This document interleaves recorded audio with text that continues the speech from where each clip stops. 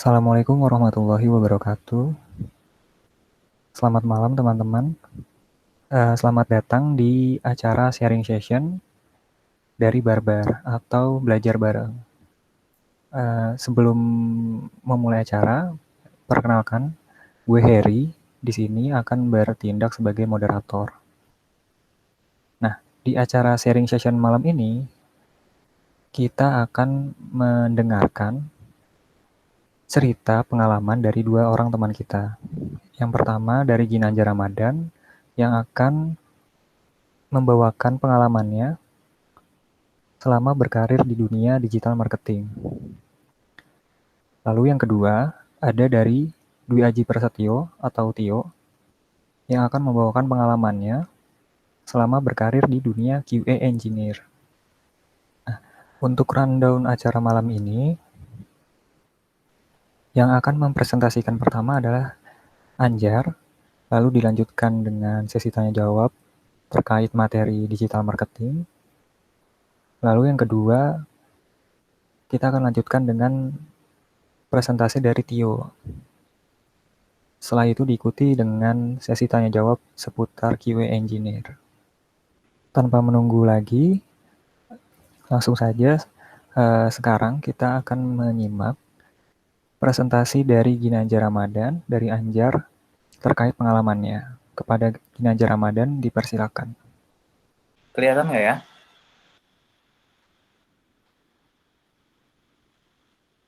Ya, masuk. Kelihatan kah? Oke. Bismillahirrahmanirrahim. Assalamualaikum warahmatullahi wabarakatuh.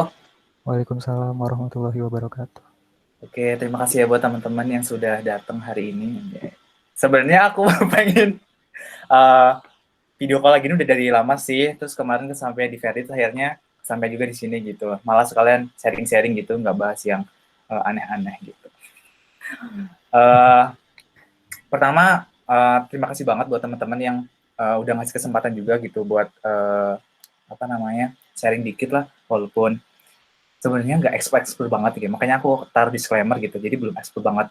Terus aku mau sharing aja ya sekitar 1,5 tahun yang lalu gitu tentang gelutin di digital marketing gitu. Oke, lanjut aja ya. Oh iya, nanti kalau misalkan emang ada yang teman-teman rasa kayak, oh kayaknya ini beda deh sama apa yang aku tahu gitu. Nanti bilang aja gitu. Oke. Jangan diam aja dong, iya gitu. Kan suruh matiin Kan mic. dimatiin mic-nya. Sumpah ya, aku di Yanjar Siap aja dicek. Ya, Dar. Ya Banjar. Bisa ketik di chat kalau enggak. Nggak ada sinyal. Ya udah deh. Enggak, Jar, enggak gitu kok, enggak gitu. Langsung disanggah, Oke. langsung disanggah. Parah banget. Oke ya. Di sana tipe Jar. Iya, tipe. Oh iya, Dili. Bener kan? Nah, udah nggak tahu. Oke, lanjut. Jadi, sebenarnya sebelum ke digital marketing, aku mau cerita dulu. Di kantorku ini sebenarnya nggak langsung divisinya itu digital marketing. Jadi digital marketing itu ada atasnya lagi. Jadi awalnya itu sales and marketing. Jadi kalau sales itu lebih ke kayak penjualannya gitu, kayak misalkan jualan produk gitu-gitunya, tapi langsung B2C gitu loh. Jadi dari tempat kerjaku ke customer-nya gitu, jadi nawarin satu persatu gitu-gitu kan. Nah, selain sales ada marketingnya. Nah, marketingnya itu kita jadiin satu, jadi di digital marketing gitu. Dan digital marketing ini kalau di tempat kerjaku kemarin tuh dibagi 3. Jadi yang pertama itu sosial media. Terus yang kedua ada paid marketing. Terus yang ketiga bagian teknikalnya. Dulu aku awalnya masuknya tuh di bagian sosial media.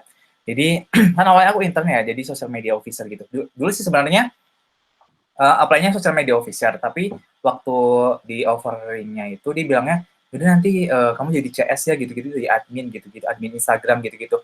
Terus kayak sebenarnya nggak expect banyak sih, bakalan belajar banyak hal gitu. Tapi ternyata waktu masuk itu banyak banget belajar banyak hal gitu. Belajar nggak cuma jawabin doang gitu kan. Jadi kan biasanya kan kalau CS di sosmed kan dikiranya kan kayak cuma balas-balasin doang, terus kayak jawab-jawabin pertanyaan di komen, balasin DM gitu-gitu kan. Nah, ternyata tuh nggak semudah itu gitu. Jadi kalau di sosial media itu biasanya yang pertama tuh ada namanya project manager. Project manager ini yang bikin yang ngatur anak-anak di tim sosial media sampai tim semuanya sih sebenarnya, tapi lebih nekanin di tim sosial medianya ini. Nah, selain itu ada konten, tim konten. Jadi tim konten ini bikin-bikin konten. Jadi kan misalkan kita melihat di sosial media perusahaan X gitu misalkan. Nah, jadi dia tuh ada tim konten sendiri yang dia tuh awalnya tuh riset dulu kebutuhan pasarnya tuh kayak gimana gitu. Kalau teman-teman yang ngerti ini ya tau lah UI UX karena dia tuh mirip-mirip kayak UX researcher gitunya. Dan copywriter ini sebenarnya biasanya sih sepakat sama tim konten. Jadi dia selain bikin konten, dia juga sekalian bikin copywriting. Copywriting itu buat yang kayak caption gitu bahasa singkatnya. Jadi kayak captionnya mau apa, kayak gimana, terus nanti tujuannya tuh mau ngapain di postingan itu. Jadi setiap postingan itu biasanya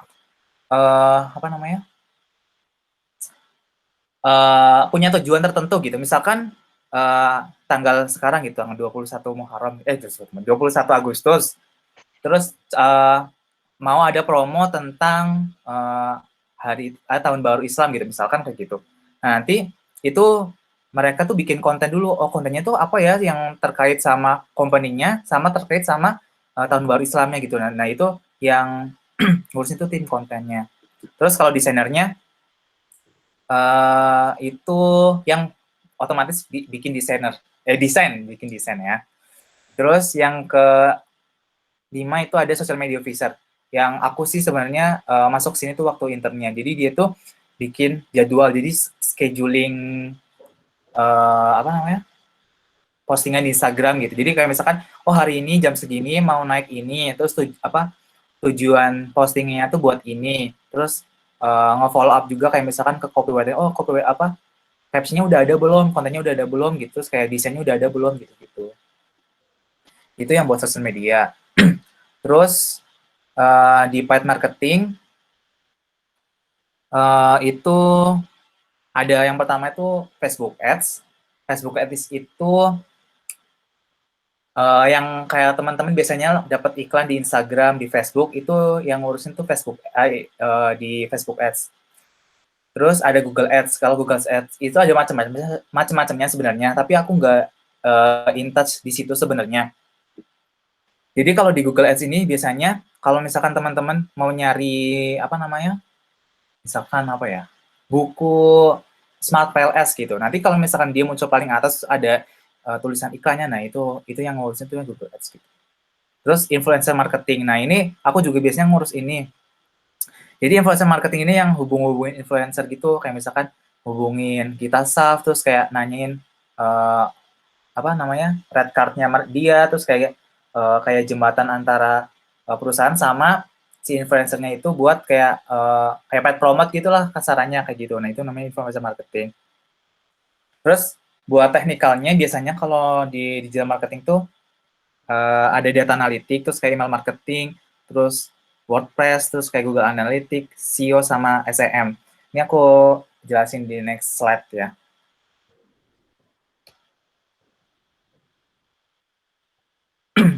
Nah, jadi kalau data analitik ini sendiri, kemarin aku tuh ngurusinnya tuh di bagian kayak bikin-bikin jot form, type form itu kayak mirip Google Form, tapi jot form sama type form ini lebih kompleks soalnya dia tuh bisa kayak kayak dibikin if gitu, if else gitu. Jadi kan misalkan, oh jadi kalau misalkan ada pendaftaran misalkan pendaftaran konsultasi gratis gitu misalkan. Jadi kalau misalkan kita konsultasi gratis itu misalkan yang pengen keterimanya itu yang lulusan S1 gitu. Jadi yang anak-anak SMA, anak-anak yang D3 gitu tuh nggak usah masuk ke dalam form kita gitu misalkan. Jadi nanti bisa di if gitu kayak gitu. Nah, terus kayak spreadsheet udah otomatis kan. Jadi kalau spreadsheet ini juga agak kompleks, jadi dibikin sistem juga. Jadi misalkan tadi kan dari jot form kan dia otomatis langsung masuk ke spreadsheet-nya itu kan. Dan itu nanti digunain sama anak sales buat kayak kan ada konsultasi gratis misalkan tadi. Konsultasi gratis nanti jadi dia tuh cuma masukin nama doang, terus nanti dia langsung dapet data lengkapnya dia. Jadi dia nggak perlu langsung scroll-scroll satu-satu kayak gitu. Terus kayak misalkan nanti ada scheduling buat konsultasinya kayak gitu. Terus buat Airtable mirip-mirip sama spreadsheet, cuma dia lebih ke kayak bagian kayak bukan CRM, apa tuh yang kayak report-report laporan keuangan kayak gitu, buat di sales-nya, itu biasanya aku bantuin tuh. Nah, terus ada namanya GT Matrix. Jadi kalau misalkan sebelum ada tim tech yang bagus banget gitu lah kemarin tuh, yang kayak bikin webnya yang sekalian bagus, itu kita build website atau landing page itu sendiri.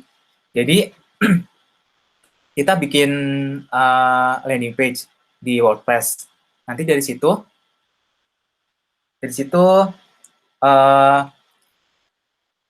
kita bisa ukur di GT Matrix buat tahu gitu mana sih yang apa kira-kiranya bikin berat gitu. Jadi kalau misalkan di GT Matrix itu kalau nggak salah kan nilai kecepatan website kita ya. Jadi nanti dari situ kelihatannya oh jadi di sini ada beberapa poin yang emang harus diubah gitu. Kayak misalkan kayak kan kalau dari landing page kan ada gambarnya gitu. Oh kayaknya gambar ini tuh terlalu gede jadi bikin landing page-nya tuh berat gitu. Dan itu harus dikompres misalkan kayak gitu di GT Matrix. Dan kalau Hotjar itu kita bisa ngelihat mana-mana bagian mana aja yang sering diklik sama user. Jadi meminimalisir user salah ngeklik itu. Jadi kayak kelihatan oh kayaknya ini kok diklik gitu. Kayaknya ini harus dihapus karena yang sering diklik itu ternyata tuh bukan button apapun gitu. Jadi kayak gitu. Jadi kayak buat tahu gitu. Terus itu data analitik ya. Terus kayak email marketing. Nah, kalau email marketing sendiri itu kita gunain apa namanya? Software namanya GetResponse, kalau nggak MailChimp. Ini tuh kayak buat kita ngirim-ngirim email gitu. Jadi teman-teman kalau misalkan sering langganan email kan dapat email dari misalkan kayak kita login di Jobstreet gitu kan, nanti dia kan pasti sering banget kan ngasih email-email gitu, terus kayak ngasih newsletter. Nah, itu tuh yang namanya email marketing. Terus itu udah email marketing, terus Google Analytics. Ini Google Analytics tuh CEO sama Sam itu sebenarnya aku nggak pintas, cuma tahu dikit lah. Kayak Google Analytics ini sebenarnya kayak nyambung juga sama halo? Jar, sorry Jar. Kenapa? Screen-nya di-share lagi deh Jar. Tadi ada yang ke share dari Oke, akun bentar. lain. Ya. Gimana guys, kelihatan nggak guys? Halo Tio. Kelihatan. Presentasinya Jar. Bentar. Presentasinya ulang. Tadi ini. Ada Uus tadi. Di mana mau Uus? Present.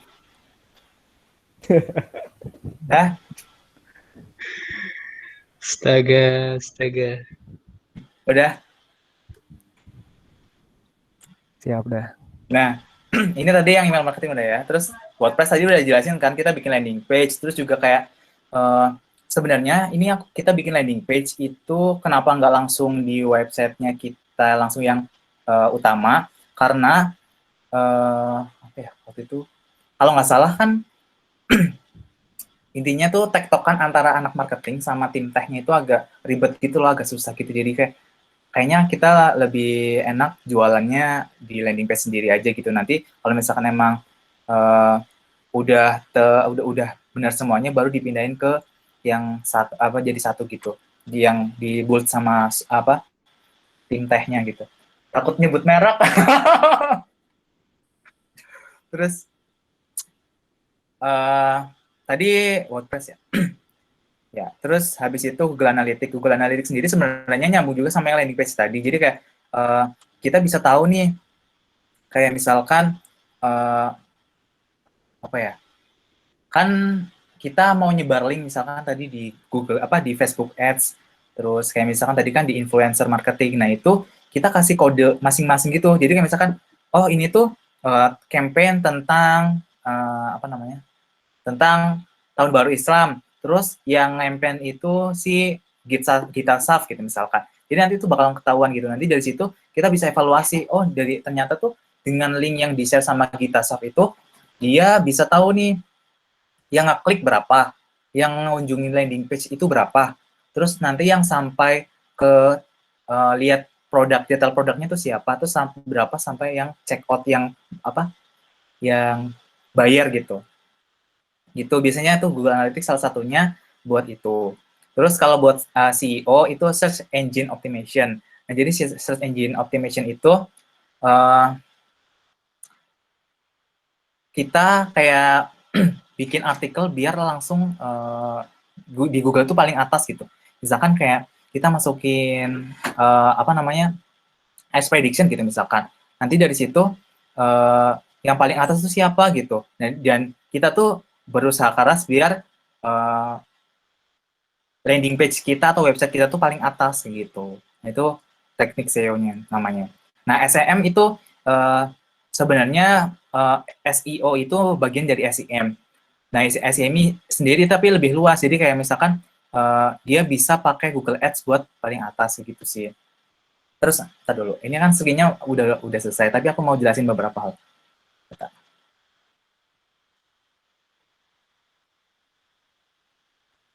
Terus tadi kan jelasin tentang role-nya ya. Mungkin nanti kalau misalkan emang ada yang belum jelas, tanyain aja langsung. Terus kayak kesulitannya apa sih sebenarnya kalau misalkan di digital marketing gitu? Sebenarnya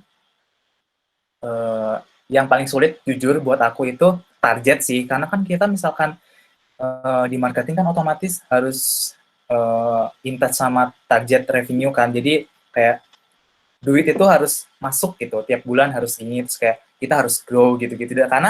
Karena ujung-ujungnya itu di perusahaan itu kita grow tuh biar ada apa namanya, ada pemasukan otomatis. Terus yang kedua itu biar kita bisa report sama investornya, terus nanti biar dapetin fundingnya gitu tuh enak gitu katanya. Jadi kan misalkan revenue naik terus itu tuh ya bisa bagus gitu kuliah apa nanti kalau misalkan pas fundingnya gitu. Itu sih jadi kayak kita tiap bulan, tiap akhir bulan gitu tuh kayak kalau misalkan belum tanggal 31 itu tuh kayak stres gitu loh kadang. Walaupun sebenarnya kan kalau misalkan di bagian marketing itu yang kayak kan tadi ada sales ada marketing kan. Nah, marketing itu sebenarnya tugasnya itu tugasnya tuh nyari leads leads itu kayak data gitu. Kayak misalkan orang-orang siapa aja yang mau ditawarin produk gitu. Itu leads namanya. Dan cara nyari leads itu yang pertama bisa jadi kayak kita bikin tadi konsultasi gratis. Jadi misalnya kayak konsultasi gratis dulu gitu. Nanti dari konsultasi gratis baru ditawarin sama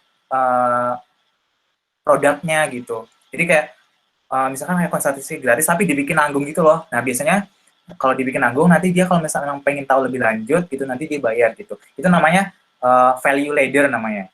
Nanti dicari aja. Firna tahu. Terus itu leads ya, yang kedua leads. Terus yang yang kedua deh. Itu kan tadi kan yang pertama tuh tugasnya kan nyari leads, yang kedua tuh biasanya kita jualan produk yang value ladder tadi. Jadi kayak kita jualan produk yang harganya murah-murah gitu. Jadi kalau misalkan harganya misalkan kita punya produk harga 20 juta atau 40 juta gitu. Nah, nanti kita awalnya tuh kita jualan yang harganya 350.000 dulu. Jadi dari 350.000 itu nanti baru ditawarin lagi, oh kayaknya kakak ini misalkan dia pertama kan expedition gitu.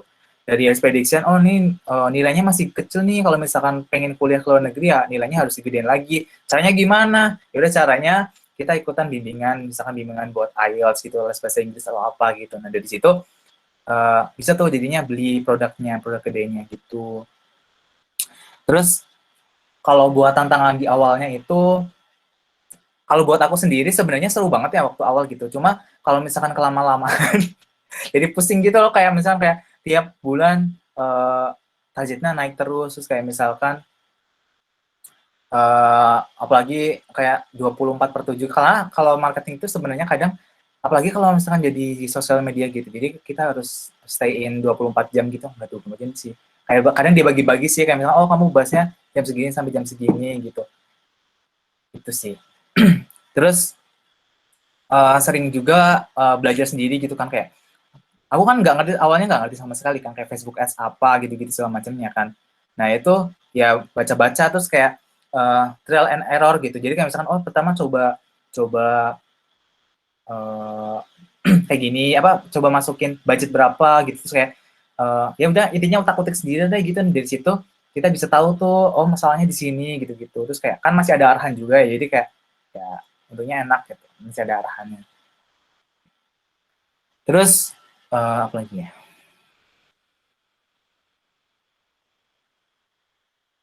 Terus tadi apa ya? Bentar.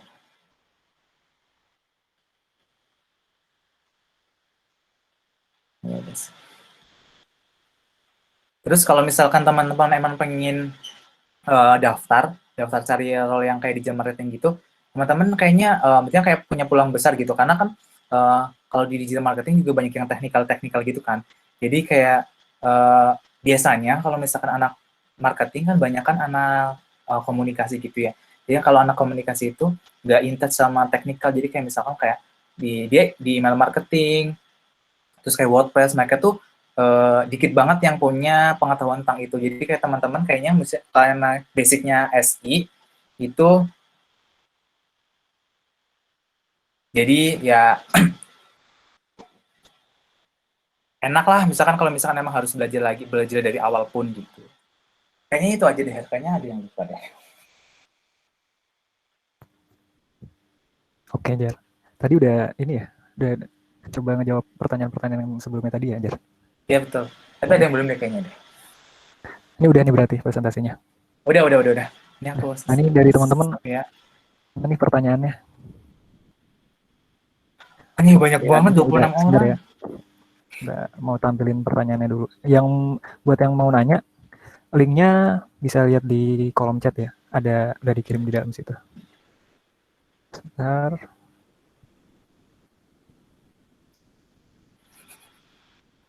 Gue nampilin layar slide-nya dulu. Ini aku buka juga deh.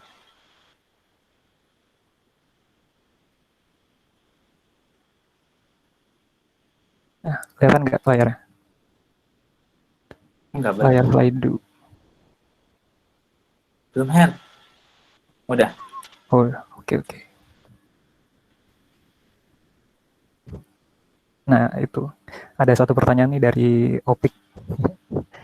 Gimana tuh Jar, dalam dunia digital marketing, biasanya apa aja sih skill-skill yang harus dipelajari, dikuasain? Oke. Kalau skill ya, sebenarnya kalau skill tadi kan sebenarnya ada banyak role ya, dan itu tuh sebenarnya nggak semuanya harus bisa gitu loh. Kayak tadi nih aku tadi kan aku sebutin ada di bagi sosial media, ada paid marketing, ada teknikalnya juga gitu.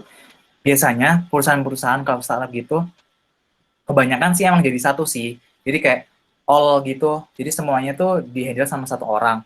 Jadi ya kita otomatis harus paham gimana sosial media itu kayak gimana gitu. Jadi kayak ya setidaknya basic-basic dikit lah gitu, kayak misalkan kayak gimana sih kayak bikin konten yang bagus sih gimana, terus kayak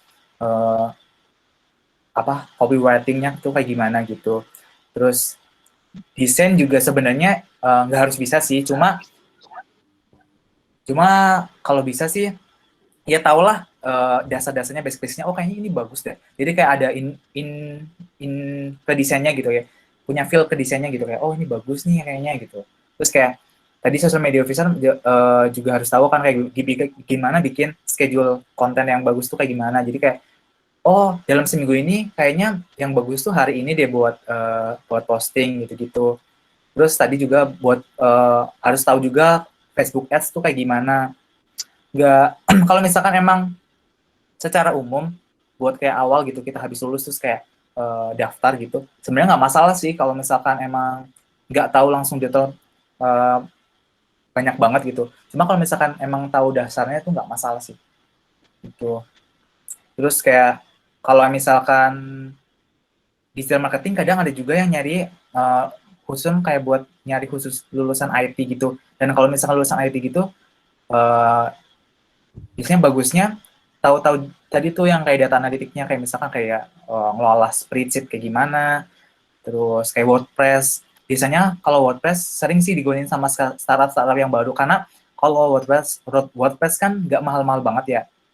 Jadi kayak cuma ya sewa hosting gitu-gitu kan, nggak sampai harus nyewa developer. Kadang kalau misalkan startup baru itu nggak punya website yang bagus lah gitu, nggak langsung kayak pakai PHP segala macam gitu kan, nggak build website dari awal gitu. Biasanya pakai WordPress. Kalau bisa tahu lah WordPress dikit-dikit, kayak misalkan bikin landing page pakai Builder gitu. Karena kalau pakai Builder itu Builder sebenarnya cuma ngerapihin doang, kayak misalkan kayak apa sih, kayak bongkar pasang gitu loh, kayak di bagian ini gitu, nanti dia tambahin tulisan ini, terus kayak bikin headline di sini gitu. Jadi kayak nggak ngoding sebenarnya. Cuma kalau misalkan emang bisa ngoding itu nilai plus sih. Kadang ada beberapa WordPress yang harusin buat ngoding biar lebih rapi dan lebih bagus gitu. Itu sih. Iya sih kayaknya itu aja. Ada lagi nggak ya? Ada lagi. Siapa tuh yang benar? Jangan deg-degan. Nah, ini mana boleh yang sih mana? Pertanyaannya. Itu sering tektokannya sama divisi mana kalau digital marketing? Oke. Terus dengan divisi IT itu pengaruhnya apa gitu, hubungannya antara dua itu ya kali ya? Marketing sama Oke. IT. Tektokannya sama divisi mana? Kalau tektokannya sama divisi mana itu biasanya semua divisi sih, karena kan kita marketing ya, kayak jantungnya gitu loh. Gak ada marketing, yang gak ada duit masuk gitu. Tapi seriusan sih, kalau misalkan marketing nggak ada ya, kita nggak bisa, duitnya nggak ada yang masuk, terus nggak bisa gaji orang-orang, kayak gitu. Kasarnya sih kayak gitu. Jadi kita ya koordinasi sama semua divisi. Dulu kalau divisi aku tuh ada, pertama divisi ke teh dulu deh, biar menjawab yang kedua. Jadi kita otomatis tektokan sama divisi teh. Yang pertama karena mereka kan bikin website yang langsung ke customer gitu ya. Jadi kayak misalkan customer tuh ngeliat websitenya, terus nanti biasanya itu dia ngasih feedback gitu, oh kayaknya bingung deh gitu. Bingung gimana sih ini websitenya gitu. Mereka biasanya langsung komunikasinya sama salesnya, kalau enggak sama si social media officer-nya gitu. Biasanya gitu. Nanti dari social media officer-nya, kalau enggak sama si sales-nya, itu dia report ke tim tehnya. Jadi report ya, oh ini kayaknya bagian ini kayaknya kurang bagus daripada bikin bingung gitu-gitu. Itu sering banget sih kayak gitu. Terus kayak buat pembayaran gitu juga, kadang kalau misalkan pembayaran lewat website, apalagi websitenya baru dan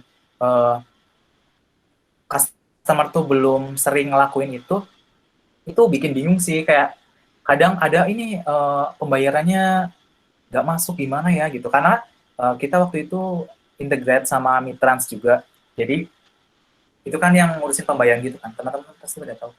Nah itu biasanya tuh masalah tuh di situ. Nah itu yang sama IT.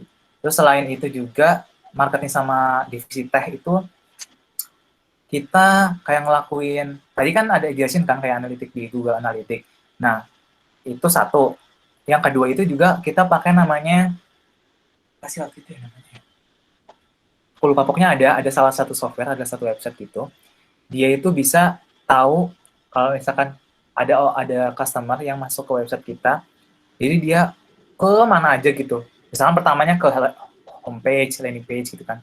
Terus nanti dia ke menu profile, terus dia tiba-tiba ke menu produk, terus kemudian dia mau check out, terus mau check out nggak jadi. Terus itu tuh ada detail. Jadi bisa kedetek. Nah itu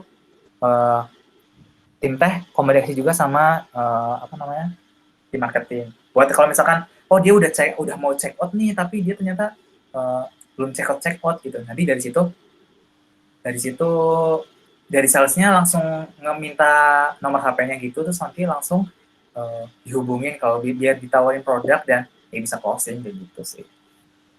Sebenarnya kalau marketing itu sebenarnya yang penting dapat duit gitu. Terus lanjut lagi ya. Tadi dulu. Aku mau ngatin kamera juga. Siap, terima kasih tadi untuk pertanyaannya, Pak. Terus lanjut. Lanjut ya. Nah, ini ada yang bertanya mau apa? Bedanya data analytics sama Google Analytics dan Google Analytics. Contoh penggunaannya itu apa? Sebenarnya data analitik itu ya kayak nama apa sih ya? Kayak nama secara umumnya gitu. Jadi kita tuh analisis data banyak gitu. Kayak misalkan tadi yang pertama tuh data pendaftaran gitu misalkan. Nanti dari data pendaftaran kan jadi dapat leads kan. Dan leads biar buat jualan. Itu kita yang olah tuh. Jadi nggak semuanya nanti bakalan kita promosiin gitu. Karena kalau misalkan nih, kan banyak nih yang daftar gitu, leads-nya ada banyak, misalkan 10.000, tapi kalau misalkan dia itu anak-anak SMA, terus kayak anak-anak SMA kelas 1 dan sekolahnya di sekolah biasa gitu, itu kadang kayak capek gitu loh di salesnya buat nawarin, karena kan butuh tenaga juga ya kalau misalkan walaupun salesnya masih telesales gitu, kadang apa namanya, udah ditawarin, berjelasin panjang lebar gitu, tapi ujung-ujungnya nggak beli gitu, dia nggak punya ide beli gitu. Nah itu sih kalau data analitik itu. Terus kayak oh iya, selain tadi ngelola data pendaftaran juga data report dari Facebook Ads juga kan. Dari Facebook Ads kan nanti bakal ketahuan nih reach-nya berapa nih, siapa yang lihat, siapa aja yang ngelihat apa namanya, iklan kita gitu. Aku tunjukin deh, bentar. Kebetulan aku masih apa namanya, Boleh.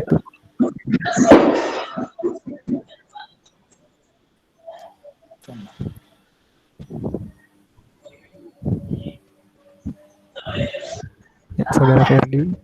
kelihatan nggak? Oh iya. Assalamualaikum. Belum, Jar, belum. Oke. Ini udah, Chrome-nya kelihatan nggak? Kelihatan. Wih, ramai juga. Tolong diam ya, Ferdi. Ferdi sedang berlangsung presentasi ini, Ferdi. Iya, bangga. Tanda Fer. Bentar. Agak berat soalnya.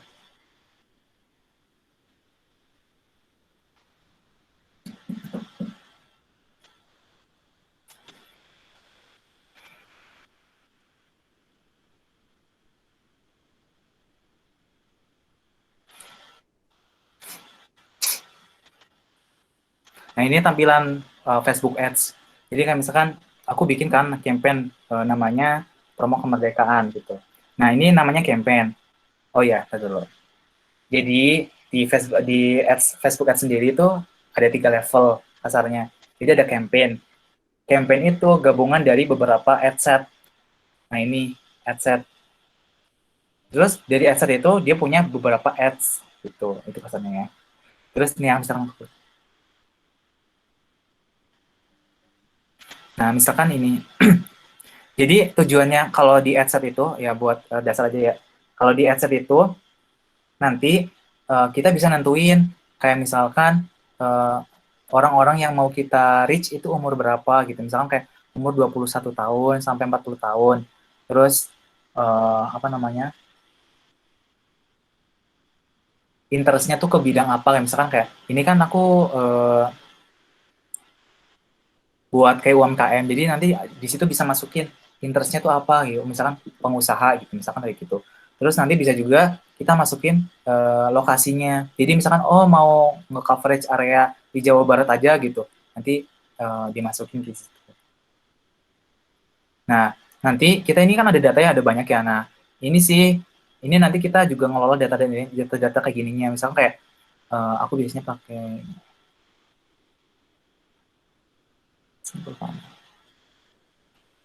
jadi kita bisa tahu spend-nya berapa. Spend itu kayak biaya yang telah dikeluarkan. Jadi 1 sampai tanggal 20 Agustus itu ini keluar duitnya berapa.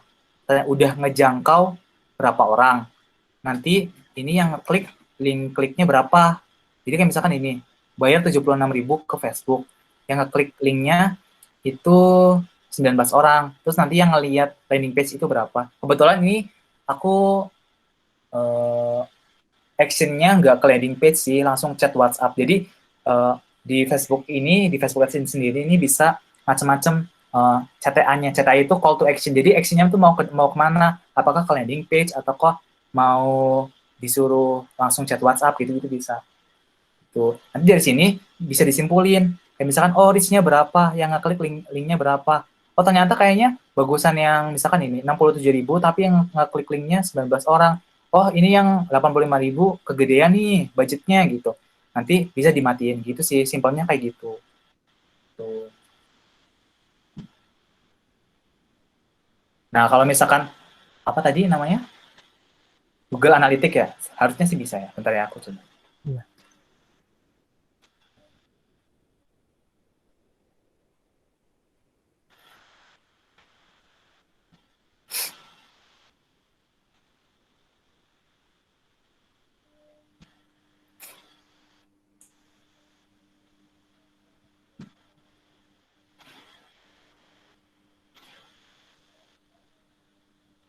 Lama, maaf ya. Nggak apa-apa aja.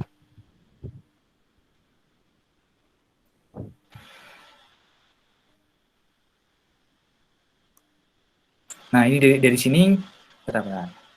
Ini Facebook. Kayaknya yang spot, yang itu masih ada deh. Maaf, salah. Ini aja, nggak boleh.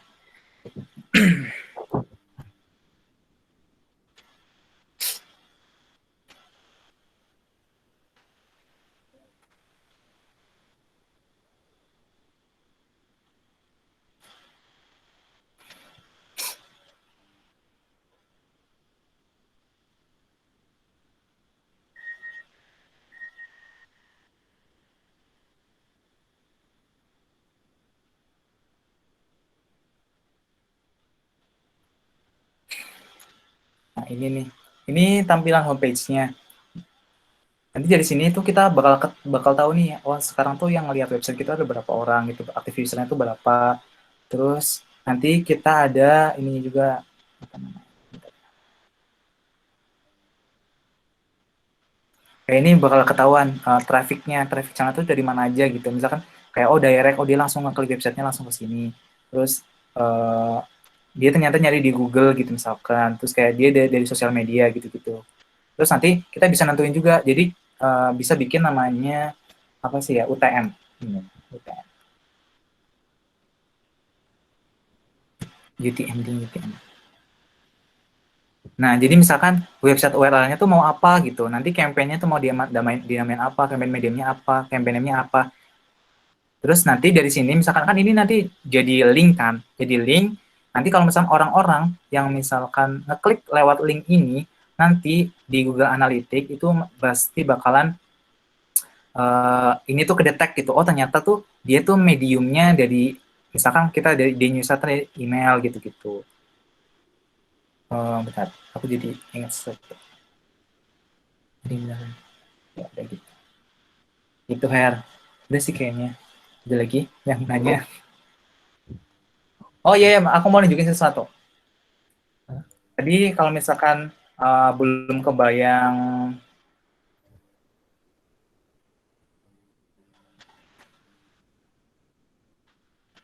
gambaran form tuh kayak gimana? Begini.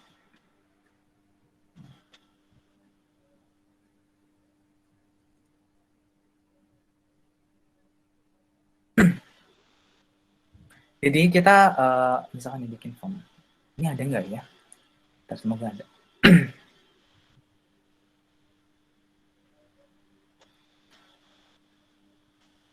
Nah, misalkan ini. Misalkan kayak statusnya bekerja. Nanti yang muncul kan nama institusi. Nah, kalau misalkan kita bukan ini. Bentar. Intinya kalau misalkan yang maksud aku tadi itu yang if else itu, jadi kalau misalkan fresh graduate, nanti jadi yang muncul itu misalkan nama kampusnya, terus kayak pekerjaannya gitu-gitu. Dia kan udah kerja apa belum gitu-gitu. Tapi kalau misalkan dia masih SMA, mahasiswa, nanti dia munculnya mahasiswa apa, kampusnya di mana, semester berapa. Tapi kalau misalkan dia fresh graduate, tadi otomatis dia nggak ditanyain semester kan. Nah, itu kasarnya kayak gitu. Nanti kalau misalkan ini yang aku tunjukin ini, dia terhubung juga integrate sama email marketing. Jadi misalkan dia udah ngeklik nih, langsung dapat otomatis dapat email tentang oh selamat kamu telah telah mendaftar kegiatan ini gitu, misalkan kayak gitu. Tunggu pengumuman selanjutnya ya kalau misalkan dia lolos gitu. Terus nanti kita bikin list baru tuh, oh ini tuh dia udah lolos gitu. Nah, dari masukin list baru, nanti dia bakalan otomatis masukin email juga dapat email juga, oh selamat kamu berhasil lolos gitu. Gitu. Dan itu biasanya udah di set sih, ada kayak automation gitu deh. Jadi tadi kan aku jelasin kan kayak GetResponse terus Mailchimp. Jadi dari situ dia ada automate gitu juga gitu. Udah Her, ada lagi yang nanya? Oke. Kita lihat ke screen pertanyaan lagi. Oke. Nah, ini ada, kita kasih waktu buat Anjir sampai jam 8 pas kali ya. Oke, siap. Gue. Biar nanti gantian. Ini masih ada 3 pertanyaan lagi nih. Kalau yang dari Nuju, tadi udah dijawab ya kayaknya ya? Udah kejawab nggak sih kalau tadi? Yang biasanya kalau pakai tools gitu, kelihatan engagement-nya atau segala macamnya gitu nggak? Cuma nggak, tadi tuh nggak nunjukin. Biasanya kalau pakai tools itu kelihatan gitu engagement ya? segala macamnya. Oh, itu biasanya kalau kemarin sih aku belum pakai sih, tapi biasanya harusnya bisa pakai kayak misalkan dari apa namanya? Aduh, aku lupa. Pokoknya ada yang buat Google gitu. Google Satu buat dashboard gitu, Instagram. Dir? Apa? Satu dashboard gitu apa emang Ya harus satu tetap? dashboard gitu. Jadi tapi bayar gitu sih. Jadi kan misalkan dia pokoknya lebih detail daripada insight di Instagram gitu. Aku sambil balesin cepet aja kali ya, Her. Biar mau nanya tantangan terbesar dari seorang digital marketing itu apa sama dia kerja di luar. Itu paling buat sulit buat solving apa. Sebenarnya itu ini sih tadi yang apa aku bilang gitu, duit sih, kayak targetnya gede gitu. Jadi kita harus kuat aja gitu, kuat mental, kuat fisik gitu buat kayak ngejar target itu bareng-bareng. Dan karena kalau digital marketing kan kebanyakan lebih ke teknikalnya ya, tapi tetap aja kalau misalkan salesnya yang lagi digenjot-genjot, kita juga harus ikutan bukan dukung sih ya, bantuin mereka juga kan gitu. Terus kira-kira cara promosi Instagram Ads, Facebook Ads efektif buat also itu gimana ya? Ya, gimana tuh? Cara promosi Instagram. Mungkin kalau aku boleh saran sih, kayaknya pertama bikin konten yang bagus gitu. Sebenarnya nggak cuma buat all shop sih, kayak kita branding buat diri sendiri gitu. Sebenarnya bisa juga kayak misalkan kita mau nge-branding diri sendiri, kayak misalkan aku jadi digital marketer gitu misalkan. Nanti dari situ Instagramku penuh dengan konten-konten tentang digital marketing gitu-gitu. Itu bisa nanti dari situ. Jadi mereka tuh nge-follow tuh nggak cuma buat ini loh, nggak cuma buat pengen beli gitu. Karena kayaknya, ngapain sih? Kadang ada beberapa orang-orang yang mau nambahin satu following tuh agak susah gitu. Gitu, jadi kayak better sih kayak misalkan bikin konten, terus kayak bantu, jadi kayak kita bikin konten, nanti di akhir ada CTA-nya itu buat jualan gitu sih. Kayak misalkan kayak jualan sepatu ya misalkan. Jualan sepatu, kontennya itu, ini dia 5 sepatu yang paling bagus yang pernah dibeli sama sama artis siapa gitu misalkan. Dari situ disebutin tuh sepatu yang pertama, sepatu yang kedua, sepatu ketiga, sepatu yang keempat, sepatu kelima. Nanti di page terakhir nanti dijelasin kalau kamu pengen sepatu ini, nanti kamu bisa nih beli di sini gitu sih. Terus kalau misalkan emang mau nyoba-nyoba punya budget lebih buat ads juga nggak masalah. Nanti kalau misalkan ya coba-coba aja dulu gitu. Misalkan Facebook Ads itu kan paling murah kan 10.000 per hari.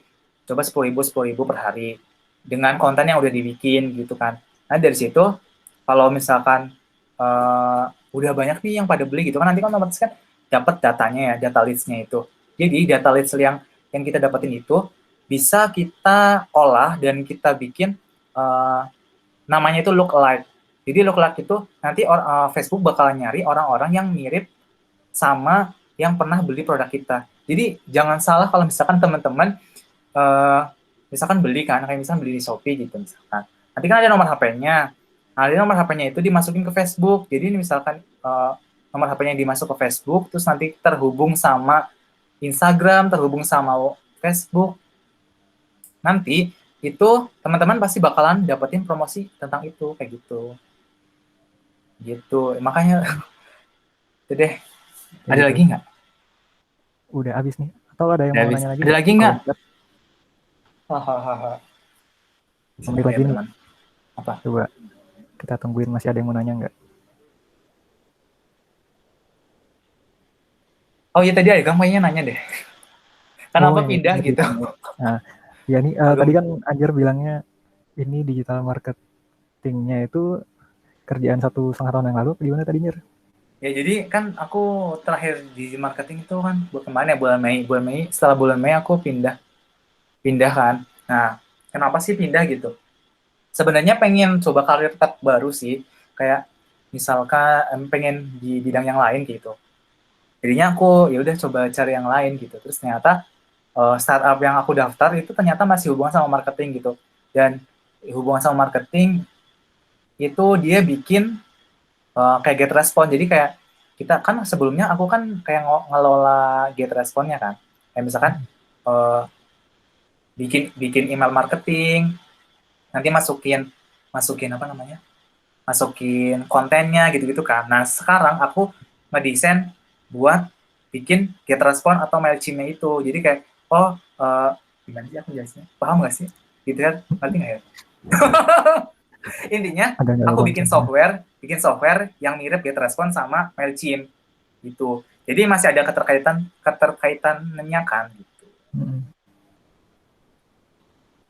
Terus biasanya desain marketing kerja sama desain.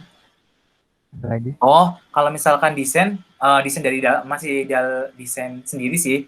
Jadi biasanya aku bantu konsepin kayak misalkan kayaknya bagusnya kayak gini deh iklannya gitu. Kita minta bantuan konten juga, tim konten juga, mau copywriting-nya tuh seperti apa, terus kayak gambarnya tuh enaknya kayak gimana. Dan FYI, jadi kalau misalkan kita mau iklan di Facebook Ads atau Facebook Ads itu biasanya ada komposisi gambarnya gitu. Jadi tulisannya itu nggak boleh lebih dari 20% apa ya kalau nggak salah. Pokoknya intinya lebih banyak harus gambar gitu, nggak boleh ada tulisannya. Itu udah kebijakan dari Facebooknya sih. Oke. Yap, udah kali ini ya. Nanti kalau misalnya teman-teman masih ada yang punya pertanyaan, bisa nggak apa-apa ditulis aja di slide dulu. Nanti kalau misalkan udah di akhir acara masih ada waktu, nanti bisa ditanyain. Iya, boleh. Udah Her ya? Mau ditutup atau gimana? Dari Anjar ya? Oke, nanti aja kali. Ini ya. Nanti aja. Ya, Oke. Ini Thank you, guys. untuk presentasi dari Anjar tentang pengalaman di digital marketing udah selesai. Selanjutnya kita bakalan dengerin presentasi dari Tio. Sebentar. Tio mau langsung share screen atau gimana yuk? Mungkin ya, kayaknya. Silakan, PowerPoint 1 detik.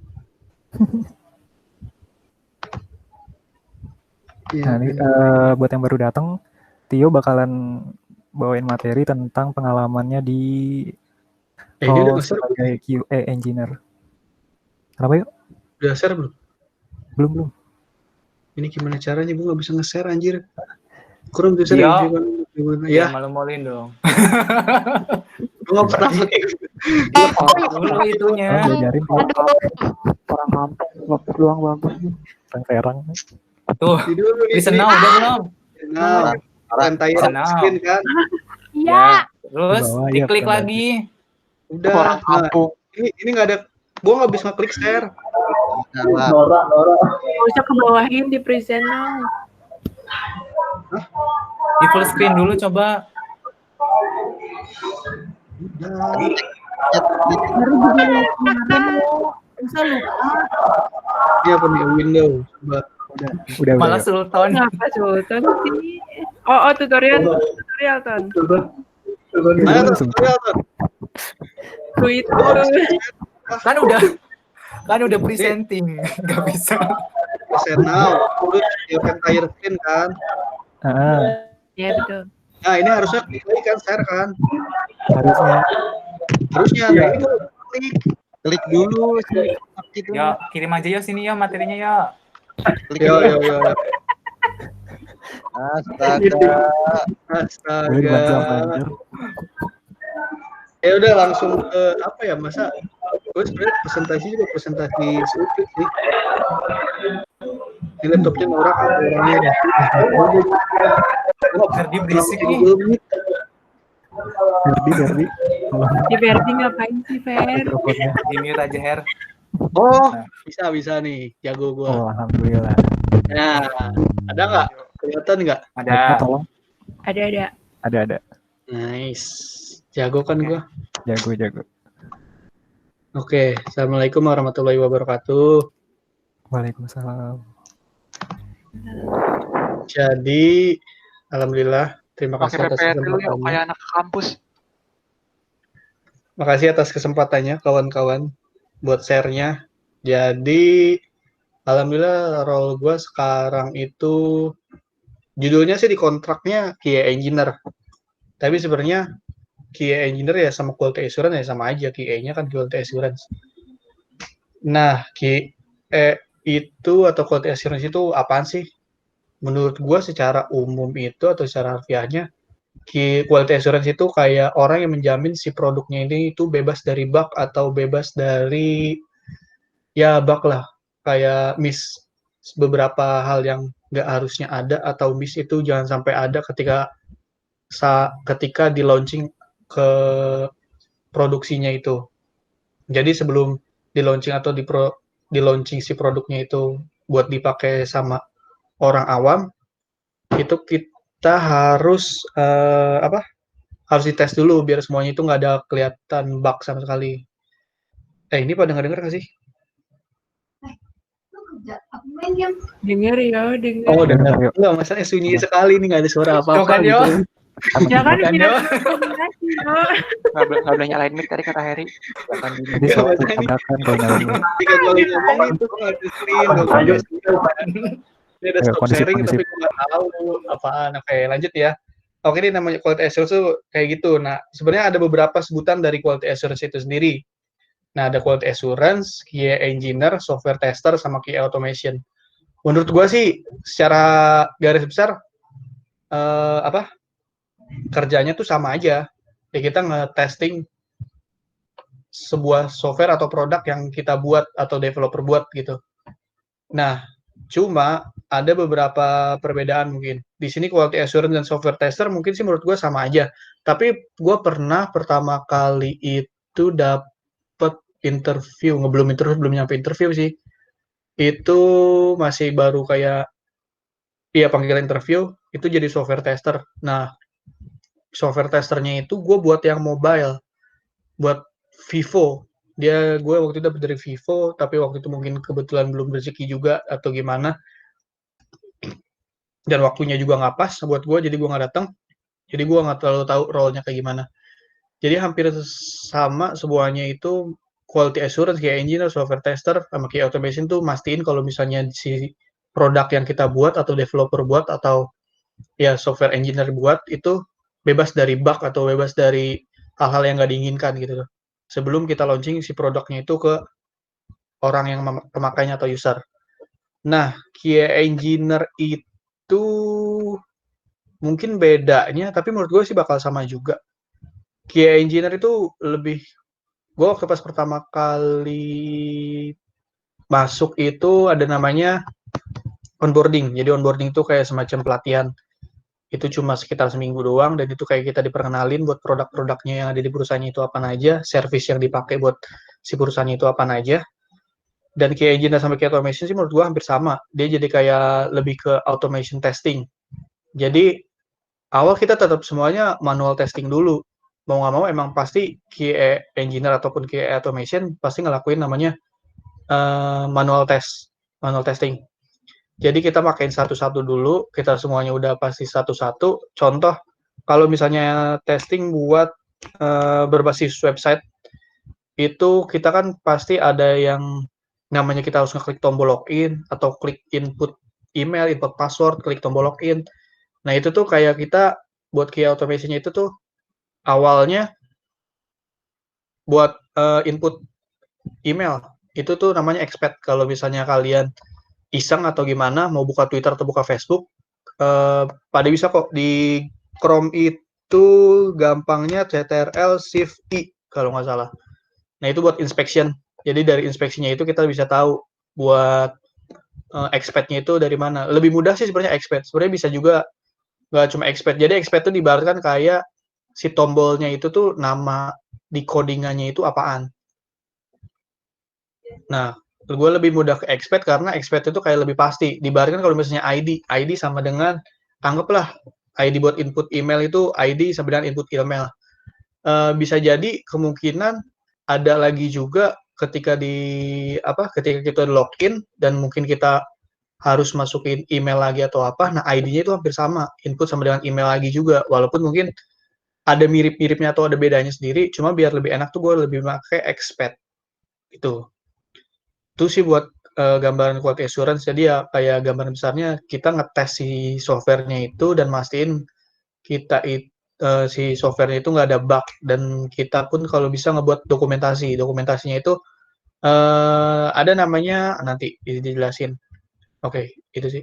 Terus ada beberapa testing yang umum sih menurut gua. Itu ada black box testing, black box, white box, stress testing, sama negative testing. Kalau black box itu anggapannya namanya black, kita kayak anggaplah kotak hitam doang, dan kita pun nggak bisa benar-benar hitam legam, maksudnya kita cuma bisa ngeliat luarnya doang. Nah itu tuh maksudnya black box testing tuh kayak cuma buat si fungsi dari tombol-tombol yang ada atau fungsi-fungsi dari tombol input, apakah bisa diklik atau enggak, tombol search apakah bisa diklik apa enggak, terus login apakah bisa diklik apa enggak, dan abis itu ketika klik ini sesuai nggak sih sama ekspektasi kita mau masuk mau selanjutnya itu page seperti apa. Nah kalau misalnya white box itu dia lebih kayak ke si fungsinya sih menurut gua. Kayak diabarkan kalau misalnya contoh login sih mungkin. Login juga itu ada ID. Menurut gua itu ID kita buat login tuh kita pasti pakai API. Nah, si API testing itu termasuknya menurut gue si white box testing karena kita lebih ngetes ke dalamannya atau lebih ngetes ke codingannya. Kayak semua karakter diibaratkan kalau misalnya codingan itu kita cuma ada varchar, terus abis itu apa lagi ya? Ada varchar, ada string, ada numerik. Jadi kayak cuma bener kan nih kalau misalnya kita input si string itu cuma bisa string doang, apa cuma bisa juga numerik atau enggak. Nah itu sebenarnya menurut gue white box. Terus stress testing itu diibaratkan kalau misalnya kita input data itu stress testing itu kayak gimana ya? Kita nih mau tahu nih seberapa kuat atau kapabilitasnya dari si software yang kita buat. Contoh, anggaplah kita misalkan mau login. Nah, ketika login, si stress testing ini tuh lebih enak kalau misalnya kita pakai automation. Sebenarnya pakai manual testing pun bisa, cuma kalian diibaratkan harus ngelakuinnya itu manual berkali-kali. Nah, misalkan kita pakai stress testing tapi pakai automation, itu diibaratkan kita buat login. Nah, habis itu dari loginnya itu kita if else berkali-kali terus mungkin bisa sampai 1000 kali atau apa. Kita mau tahu nih kapabilitasnya si softwarenya itu atau si servernya itu kayak gimana, apakah bisa terus-menerus dilakuin apa enggak. Nah, kalau misalnya negatif testing itu lebih kayak anggaplah kita login. Terus kita harus input password, input email sama input password. Dan kita salahin nih. Bener kan nih kalau misalnya kita salah password atau salah email bakal ada warning peringatan atau enggak. Nah, itu sih lebih ke negative testing. Oh ya, sebenarnya sih kalau misalnya jadi sebenarnya yang gua tahu nih role Anjar pun sekarang sebenarnya quality assurance. Terus ada juga Arga juga sekarang intern quality assurance, Nurita juga sekarang quality assurance, Naza juga role-nya pernah jadi intern di quality assurance, terus Firna juga sama, role-nya bisa pernah di quality assurance. Jadi kalau misalnya ada yang mau nambahin atau koreksi, feel free ya. Karena saya pun membuat ini dengan pas lagi Anjar presentasi tadi gue juga buat, jujur aja maaf Anjar, tidak terlalu memperhatikan. Oke lanjut. Jadi kenapa langsung ke Scrum? Jadi perusahaan gue itu sebenarnya perusahaan teleconference. Namanya Lookup. Jadi diibaratkan bisa dibilang saingannya dari Google Meet inilah. Jadi di perusahaan gue itu kita makainya Scrum. Scrum itu sebenarnya termasuk ke agile methodology. Nah, dari si Scrum ini sebenarnya tuh banyak pengertiannya banget dari Scrum. Kita harus tahu epic, kita harus tahu story, kita harus tahu spike, dan lain-lain. Cuma mungkin biar lebih yang umum aja dulu aja. Scrum itu diibaratkan tergantung ke kantornya sendiri. Lebih gampangnya itu epic itu diibaratkan kalau misalnya kita anggaplah kita mau ngebuat roket. Kita ngebuat roket itu namanya epic. Dan setelah itu ada namanya tiket atau story. Nah, tiket atau story-nya itu itu epic dan itu habis itu kita namanya Scrum. Nah, ini Scrum. Nah, si Scrum ini maksudnya apa sih? Dari ngebuat roket itu kita tuh menurut agile metodologi ini tuh lebih gampang kita ngebaginya secara bertahap. Contoh, mungkin kita ketika ngebuat roket itu butuh jet pendorong, butuh tempat orang buat buat si astronotnya itu, ataupun dan satunya lagi mungkin kita butuh moncongnya dari si roketnya itu. Nah, dibandingkan dengan kita satu-satu ngebuat sekaligus itu banyak, nah lebih baik kita ngeparsial nih, ngebagi-bagi nih si bagian-bagiannya itu. Nah, si bagian-bagiannya itu disebutnya itu lebih ke Scrum. Jadi setiap Scrum-nya itu, jadi satu epic itu bisa dari beberapa Scrum. Nah, Scrum-nya ini itu dari tergantung perusahaan. Ada yang mungkin 2 minggu per Scrum, ada yang mungkin juga 3 minggu satu periode Scrum-nya itu. Nah, kalau di kasus di kantor gue itu gue 3 minggu, lebih tepatnya 10 hari sih. Dari Senin sampai minggu ketiga itu cuma hari Rabu. Nah, ketika di Scrum itu ada namanya sprint. Nah, sprint-nya itu yang dianggap 3 minggu tadi. Diibaratkan kita selama 3 minggu itu tuh kita harus ngejos terus. Entah itu mau web developer, entah itu mau software engineer, entah itu mau software quality assurance, entah itu mau product manager. Nah, itu semuanya pada include di situ. Nah, sebelum mulai dari si Scrum-nya itu ada namanya pre-sprint planning. Nah, apa sih pre-sprint planning? Kan tadi udah dibagi-bagi tuh, ada namanya epic yang kita buat bikin roket, dan habis itu kita bagi-bagi lagi. Sebenarnya sih epic pun bisa jadi juga satu epic itu misalkan buat pendorong, satu epic buat bagian tengah, satu epic buat bagian si moncong roketnya itu. Nah, contoh lah anggap satu epic buat si jet pendorong. Nah, satu epic si jet pendorongnya ini itu bisa jadi beberapa sprint. Nah, di sprint planning itu tuh yang terlibat tuh cuma PM sama software, kalau di tempat gue itu cuma sama software engineer inti.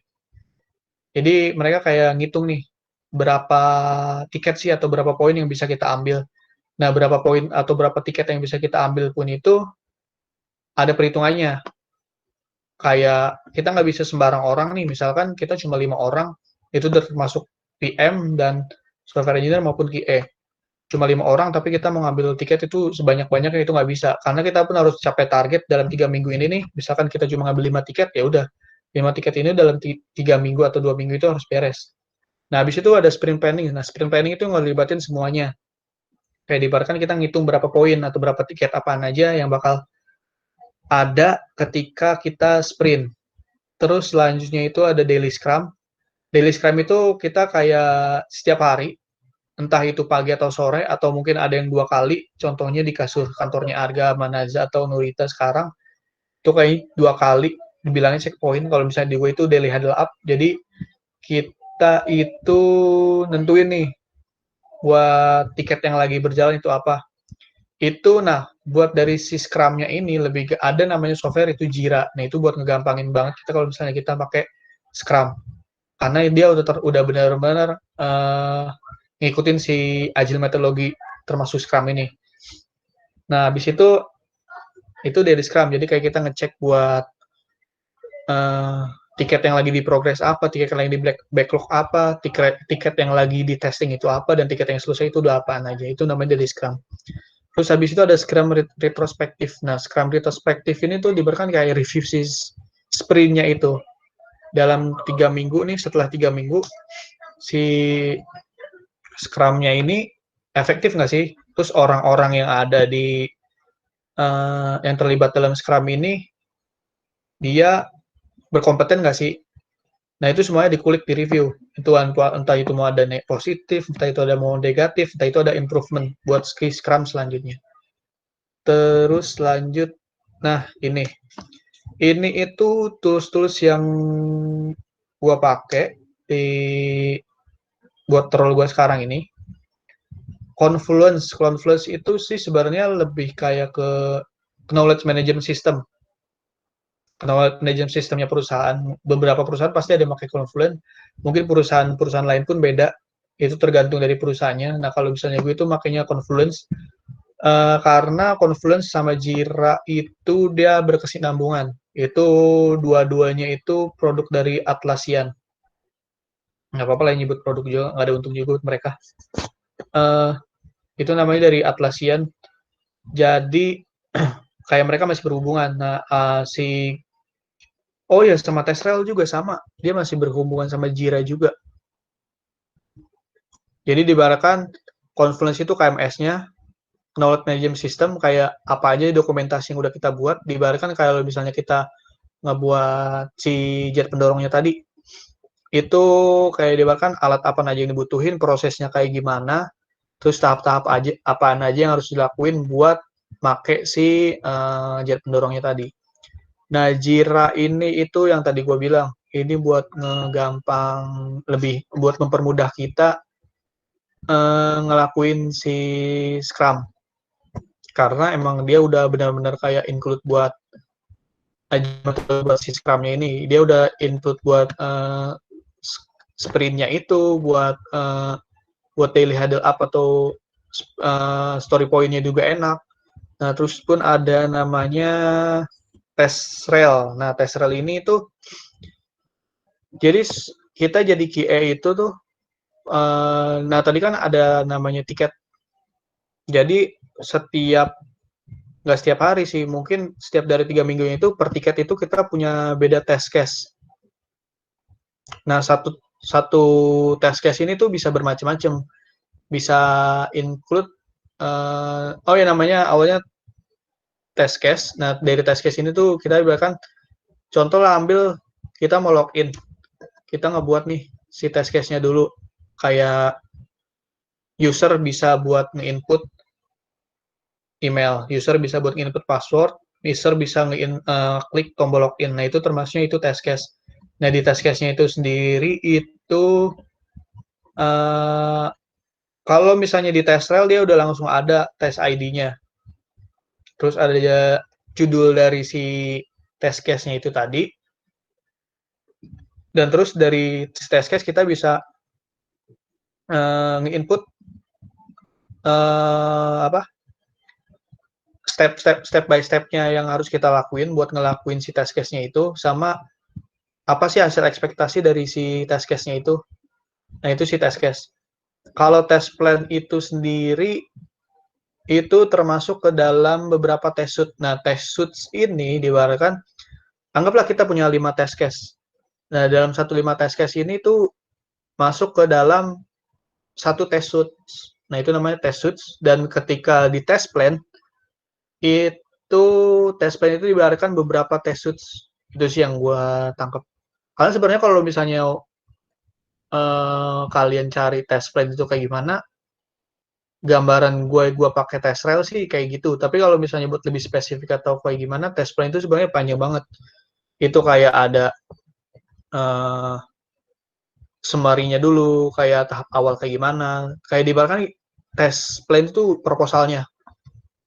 Kayak alat-alat apa aja yang dibutuhin buat ngetesnya sih itu. Nah, terus lanjut. Ini masuknya ke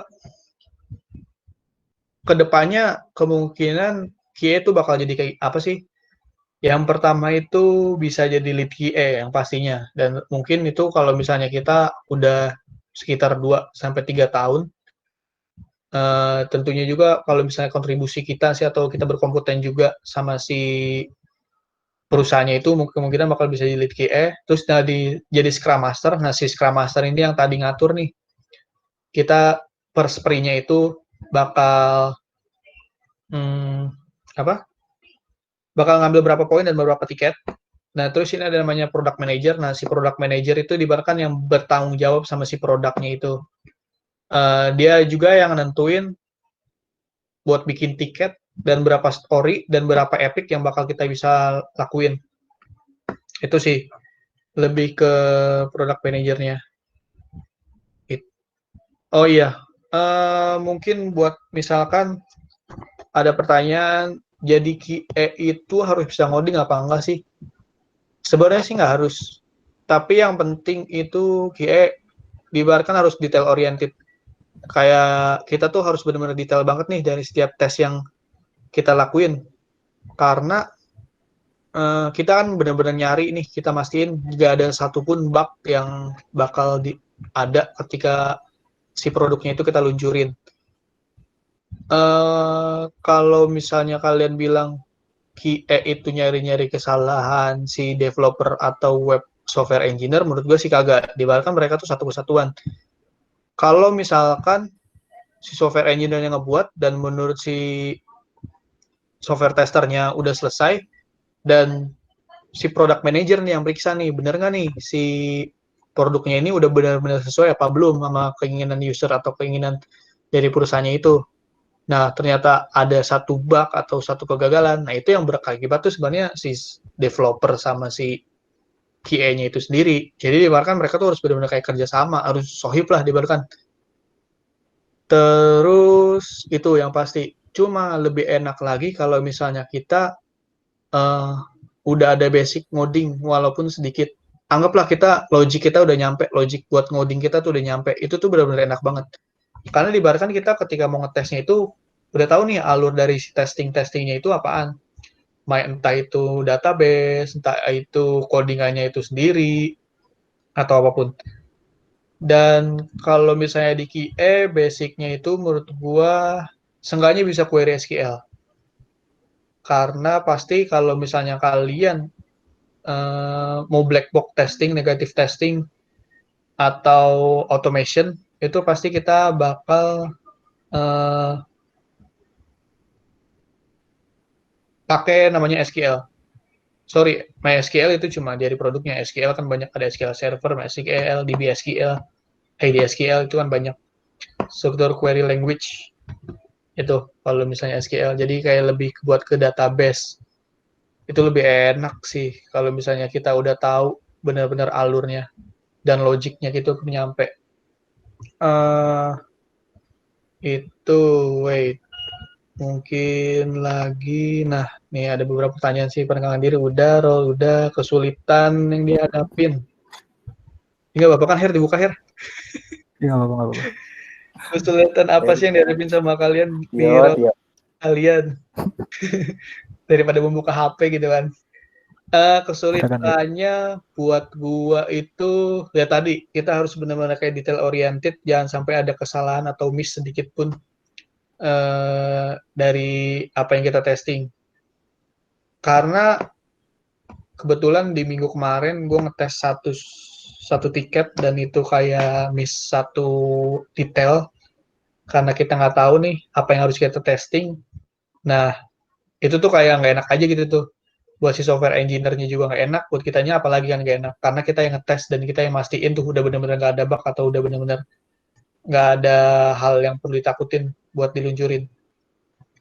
Tantangan awal pas ngerjain role itu apa? Karena mungkin itu nggak ada di mata kuliah kita, kalian belajar sendiri dulu atau gimana? Nah, tantangan awalnya tadi itu sih sebenarnya buat nguasain si tools-tools yang kita pakai ya.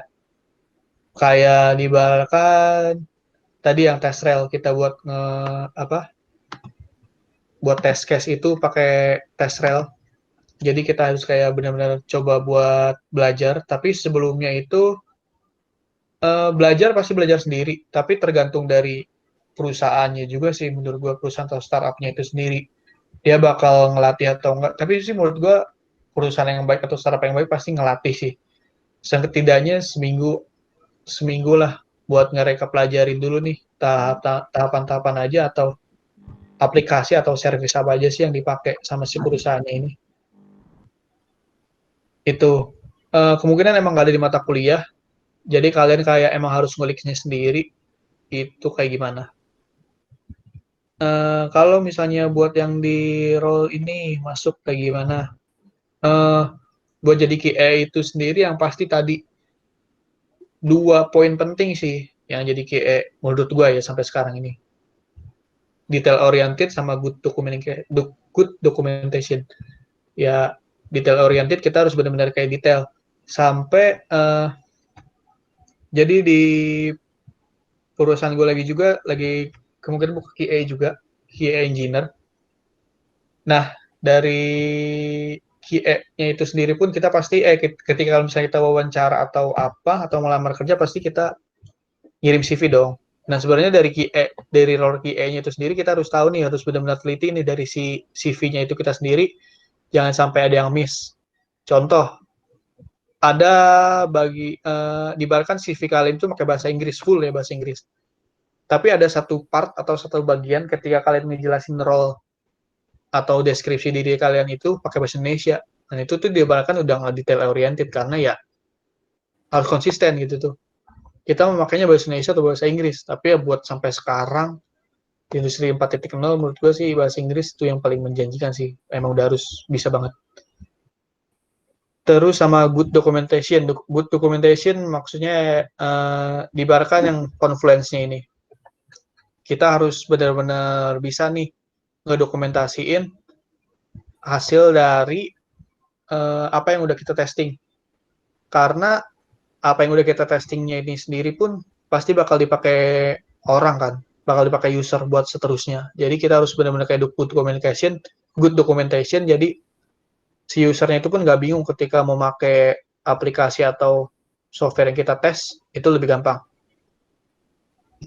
Buat nyari pekerjaan di role ini ada spesifikasi khususnya nggak sih? Requirement yang dipenuhi sama kita yang mau di-apply. Perlu punya portofolio sebelumnya kah? Yang tadi, yang detail oriented sama kalau bisa yaitu query SQL. Itu penting banget sih query SQL. Karena gua interview buat beberapa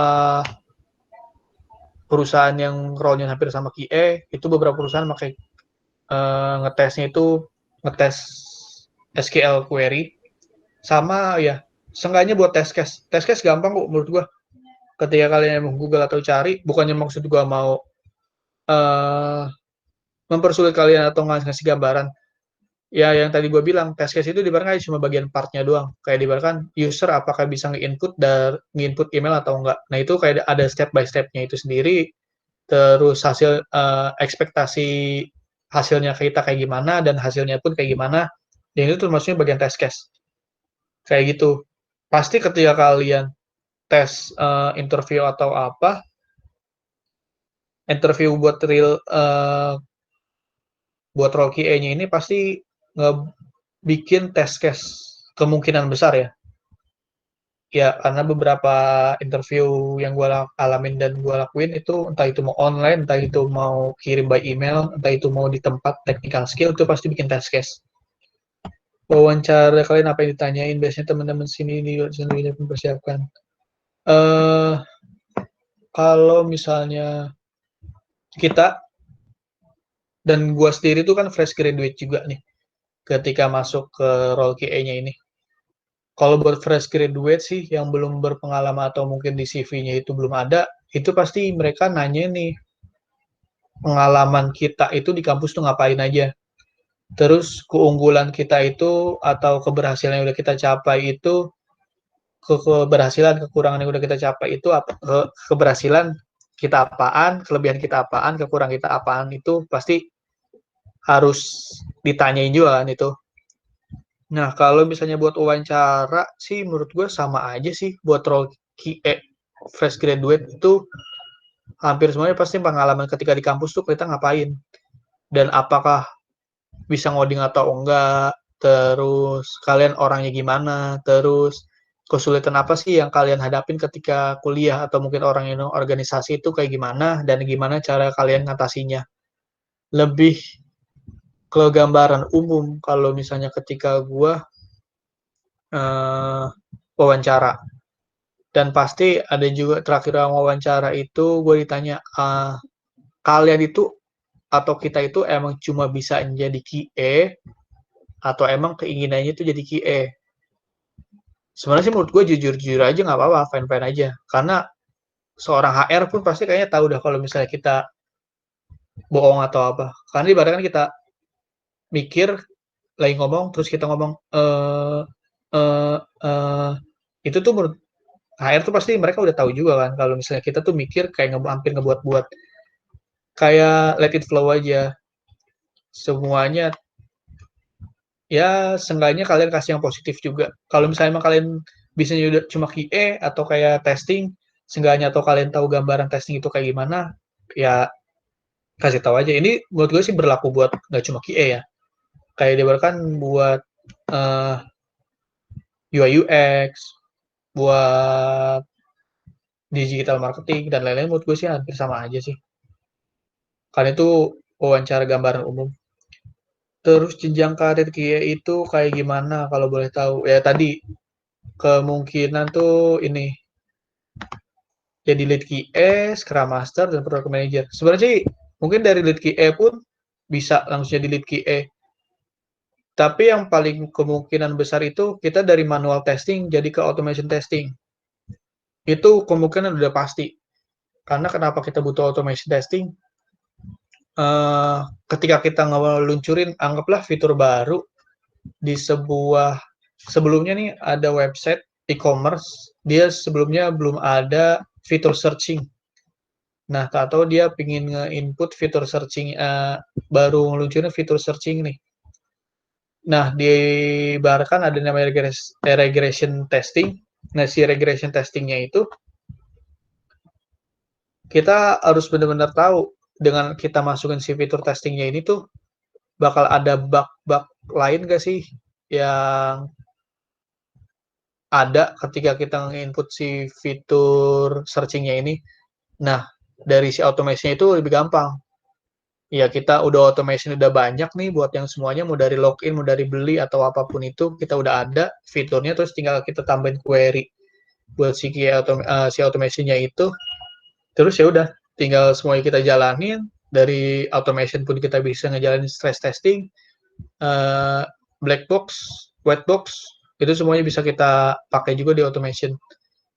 Jadi lebih enak, makanya kalau misalnya kita mau masuk ke role QA atau mungkin apapun itu, menurut gua punya logic buat coding, ya seenggaknya basic coding, itu benar-benar lebih enak. Karena kita jadi tahu buat si role testingnya itu kayak gimana. Dan oh iya, mungkin si QA automation itu softwarenya itu apa yang dipakai, bahasa programmingnya apa yang dipakai, itu apa aja. Secara umum yang gue tahu itu toolsnya ada lumayan banyak. Yang pertama itu Catalon, cuma Catalon kayaknya sekarang udah berbayar. Yang gue ketahui itu terakhir gue ngobrol sama harga itu Catalon udah bayar. Terus abis itu ada Selenium. Selenium pun ada dua, Selenium IDE sama Selenium WebDriver. Nah, kalau Selenium IDE ini gue belum pernah nyoba, tapi nggak tahu itu dia pakai coding atau kagak. Kalau misalnya Selenium WebDriver ini dia ngoding. Dia lebih coding ke Java. Nah, buat role QA engineer yang gue di kantor gue pakainya itu. Si Selenium WebDriver, terus basic bahasa pemrogrammingnya Java, sama Python. Bahasa pemrogramannya Python juga bisa dipakai. Terus Appium, oh ya, tadi toolsnya itu ada kayak Catalon, Selenium IDE, Selenium WebDriver, Appium. Itu yang gue tahu. Kalau Appiumnya ini sendiri itu kita pakai buat testing desktop sih sebenarnya. Testing desktop sama testing mobile itu bisa kita pakai Appium. Selenium IDE, Selenium WebDriver, sama Catalon itu bisa dipakai buat berbasis web, software yang berbasis web. Lebih kurang lebihnya sih kayak gitu. Udah deh, sepertinya itu aja. Tinggal mungkin ada yang ingin bertanya atau gimana. Siap. Thank you ya, Yo. Ini kita bisa langsung ke ini ya, Stop sharing ya. Screen, ya boleh. Screen pertanyaan sebentar.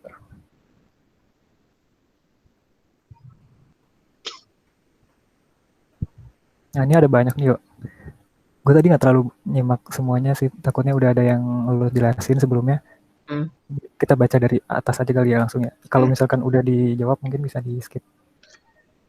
QA engineer itu skill yang harus dipelajari dikuasain aja apa aja sih bang? Kalau misalnya dari gua itu, gua jatuhnya langsung ke QA engineer. Kayak ketika lagi sign in kontrak itu namanya langsung QA engineer. Tetapi sebenarnya awalnya itu pasti kita ngelakuinnya manual testing dulu. Nah dari manual testing kita tahu kan basic-basic dari si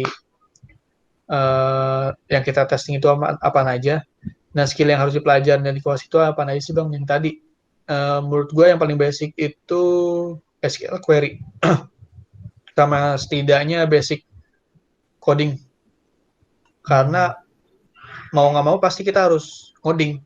Entah itu mau ngoding SQL, entah itu kita mau ngoding automation-nya atau gimana. Pasti kemungkinan tuh bakal ngoding. Oke. Terus gimana sih caranya fresh? Iya itu yang nanya udah jawab belum? Nggak tahu tadi siapa yang ngirim, nggak ada namanya. Udah ya. Udah Udah ya ya. kayaknya. Cukup. Bedanya fresh graduate bisa jadi QA engineer. Maksudnya ini udah. Udah. Yang tadi nggak tahu. Udah dijelasin ya tadi Oh ya udah. di presentasi. Terus bedanya QA test. QA engineer sama tester apa? Kalau yang melakukan semacam unit test di dalam siklus DevOps itu lebih ke software tester atau QA. Sebenarnya sih yang tadi gua bilang kalau misalnya software QA engineer sama tester itu sama aja, tapi lebih ke prinsipnya kali ya mungkin. Software tester itu dia lebih kayak lebih manual sih dibandingkan automation. Kayak testernya yang dia pakai itu lebih ke UI atau lebih ke white box-nya. Sedangkan kalau misalnya QA engineer itu dia harus bisa main sama si SQL query-nya itu. Ya dibahkan yang tadi setidaknya ada basic buat codingnya sedikit-sedikit. Ya SQL query kan kayak select, update, kayak begitu, order by dan lain-lain itu kayak emang udah harus basic banget. Itu sih. Kalau yang melakukan semacam unit test dalam siklus DevOps itu lebih ke software tester atau ke QA. Duh, kalau misalnya unit test apa lagi ya? Boleh jawab nggak? Kalau unit test tuh biasanya kalau di sisi developer sih kenal juga unit test, terus juga nanti ada end-to-end testing. Jadi di sisi developernya sendiri pun sebenarnya mereka bisa ngelakuin testing sebelum dilempar ke QA kayak gitu. Kalau unit test itu testing di apa sih? Di bagian terkecil di program atau aplikasi mereka, misalkan di komponen form, di komponen tombol submit kayak gitu-gitu. Oh iya. Sebenarnya sih menurut gue sama aja sih. Yang ngelakuin semacam unit test itu mau QA atau software tester karena ya yang tadi Harry bilang kan sebelum si unit testnya itu diluncurin si developer atau software engineer-nya pun pasti ngetes kan. Jadi kayak dua-duanya kemungkinan dia ngelakuin testing dari si unit testnya itu. Bedanya QA engineer sama tester yang mungkin tadi QA engineer mungkin lebih kayak main ke codingan atau mungkin ke automation, kalau tester mungkin lebih ke manual test dan sama UI. Lebih kayak gitu. Karena jujur aja ketika kan nge-apply pun pasti kalian nanti gue sendiri pun nge-apply beberapa pekerjaan yang role-nya QA pun kualifikasinya kan beda-beda juga nih. Ada yang harus bisa coding Python, ada yang harus bisa coding Java, ada yang harus cuma basic SQL doang, ada yang dia bilang bisa lebih Java itu lebih baik. Nah, dari role-nya itu kan beda-beda. Jadi tergantung dari perusahaannya juga. Karena dari perusahaan pun kadang gambaran QA tester, software tester, QA engineer, QA automation itu tuh software tester. Hampir semuanya mirip atau sama sih. Tergantung dari kualifikasi si perusahaannya itu sendiri. Oh ya mungkin kalau misalnya kalian nanya nih, gue ada basic coding apa enggak? Basic codingnya ya benar-benar basic, cuma kayak string itu apa, kayak benar-benar kalian belajar basic di sekolah coding kayak gimana sih, YouTube di sekolah coding tuh ngelakuinnya codingnya apa ini. Nah, itu si basic codingnya yang gue pakai sama SQL query-nya pun sama. Cuma kayak sebatas select, update, order by, group by, join, kayak gitu. Itu sih sebenarnya yang harus basicnya buat dari si QA-nya itu. Terus boleh lihat contoh si Jira, Confluence, tulisannya kayak gimana yuk. Oke, boleh kali ya. Wait, Kalau kita nggak sambung rahasia. VPN. Oh, udah. Wait, kita buka Confluence dulu. Itu tadi yang mau ngulik-ngulik tentang testing dari sisi software engineer atau developer, gue udah ngirim ada satu link referensi itu di YouTube. Di kolom chat. Mantul, Heri. Oke, share ya. Wait. Mana? Aku testingnya kalau mau live doang dah.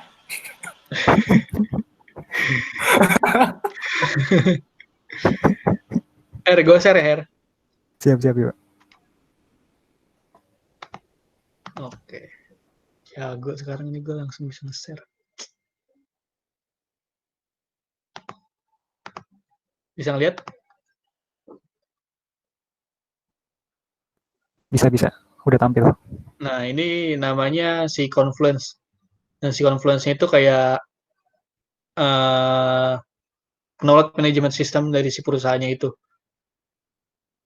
Anggaplah mungkin gue langsung ke QA bookmark. Nah, lookup ini tuh apa? Nah, lookup perusahaan gue. Kalian search lookup musuhnya Google Meet sama Zoom. Saingan sih. Nah, ini namanya si Confluence. Apa yang tadi bilang Confluence itu KMS, Knowledge Management System. Nah, apa sih ini QA, Lab, Production, Engineer, Home Jakarta, Web Tools, dan lain-lain. Ini tuh diibaratkan kayak environment. Kalau misalnya kita kayak mau testing satu aplikasi atau satu fitur, itu kita nggak bakal mungkin langsung nih ke si produksi. Yang ada, kita lagi nge-testing, orang udah make, lah kok ini ada fitur baru nih, si user pakai nih. Terus otomatis ada kayak bug, wah apa nih, kan kita nggak bakal mungkin kayak gitu juga. Nah, itu kita testingnya nih antara di QA, di lab, atau di Jakarta. Gue lebih sih Jakarta sih. Sama lab ataupun QA. Nah, QA-nya di sini buat kita ngetes di QA, Jakarta ya buat ngetes juga. Kalau lab itu tuh diibaratkan yang udah benar-benar fix sebelum kita luncurin ke si production. Nah, itu tergantung beda perusahaannya lagi. Beda-beda perusahaan pasti beda-beda environment-nya juga yang dipakai. Ini sih menurut gue lebih kayak ada lagi Itu pindah ke tools lain lo. Oke, boleh. Sekilas aja. Nanti biar pertanyaan yang lain. Nah, ini yang Jira. Jira. Yang tadi. Mungkin langsung aja ke si tadi ada pertanyaan juga, ada Scrum itu apaan sih? Nah, Scrum itu Google aja lah ya. Scrum adalah Astagfirullahaladzim. Nah, ini dia. Scrum adalah metode pengembangan pelaksanaan agile yang dikembangkan oleh Jeff ini. Nah, itu lebih lanjut metode Scrum Wikipedia. Nggak bagus sih. Dewa kayaknya lebih bagus. Sebenarnya sih kayak ketika kalian udah masuk ke perusahaan, karena ya udah ini lebih ke apa metodologi project ya. Projectnya. Ya kayak diibaratkan agile metodologi kan itu si metodologinya. Nah, kalau misalnya mungkin yang kalian itu ada waterfall sama RAD. Nah, si agile metodologi itu salah satunya. Nah, di dalam agile metodologi itu ada namanya Scrum. Nah, ini dia Scrum. Jadi si Scrum itu, nah ini nih, Scrum adalah metode iteratif termasuk metode agile tentang bagaimana cara mengelola atau menjalankan sebuah proyek. Nah, di mana kita mau bikin yang tadi gue bilang, proyek, anggaplah pendorong roket. Kita daripada, kita mau ngebuat roket, nah daripada kita ngebangun si satu roketnya itu sekaligus, dan kita pun pasti kebingungan, lebih baik kita rinci satu persatu kan, kayak tadi, dibagi-bagi tuh pengerjaannya. Itu kayak lebih mudah juga, dan udah gitu juga diibaratkan yang web developer ataupun software engineer, kalian nggak jadi full stack engineer. Kalau full stack engineer kan kayak diibaratkan dari awal kita bikin, kayak diibaratkan anggaplah bikin e-commerce. Dari awal bikin semua fitur tuh kita yang pakai, mau fitur search, mau fitur beli, mau fitur jual, mau fitur rating, mau fitur tawar menawar atau apa, itu pasti full stack ngebuat semuanya kan. Nah kalau misalnya di Scrum ini kagak, di mana kita kayak nyicil-nyicil dulu nih satu-satu buat si e-commerce. Awal kita mungkin fitur jual beli dulu nih, awal fitur jual beli, habis fitur jual beli kita mungkin ada fitur chat buat ke si pembeli sama penjual. Nah itu baru kita buat. Nah itu tuh dibarkan nyicil-nyicil. Satu Scrum itu mungkin Scrum ini kita satu Scrum ini selama 3 minggu kita fokus buat ngebikin fitur chat. Nah, habis itu udah selesai. Selanjutnya habis itu kita mau bikin fitur rating.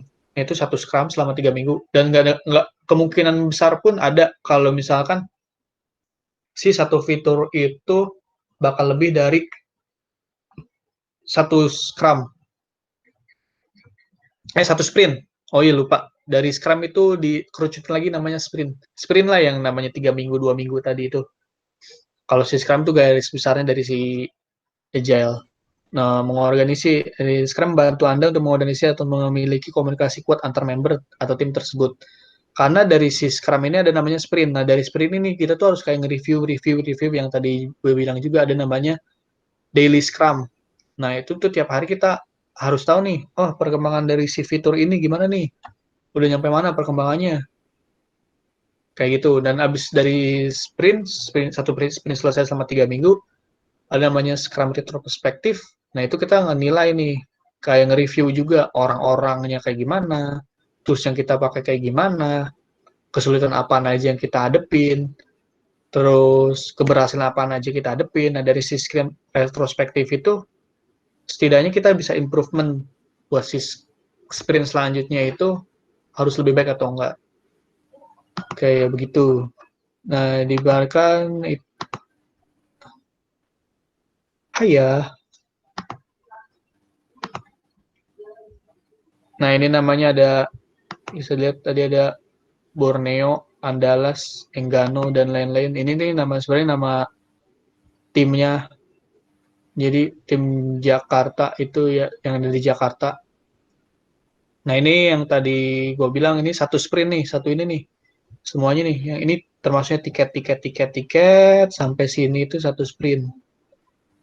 Nah, yang tadi gue bilang ketika sprint planning itu yang ngelakuin tuh cuma si Scrum Master, PM, sama si software engineer. Si software engineer sih sebenarnya.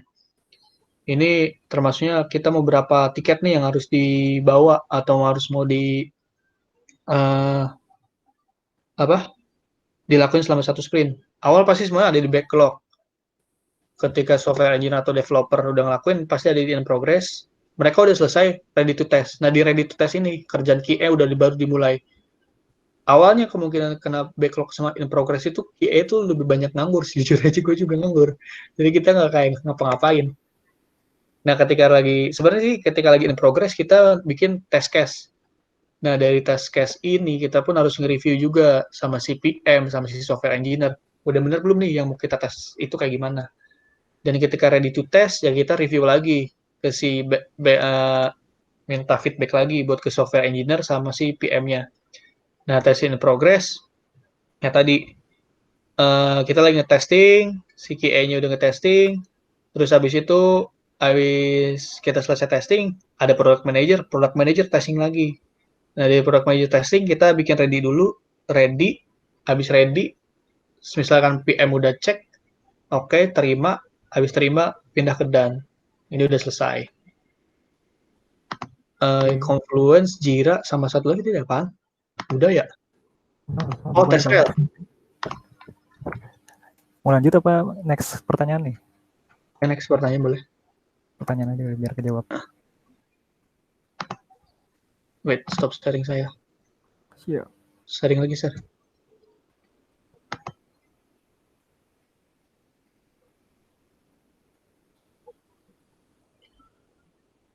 SQL DB yang dipakai kayak apa? Apa DBMS atau non-struktur DB apa gimana? Bentar, sorry, belum di-scroll ke atas.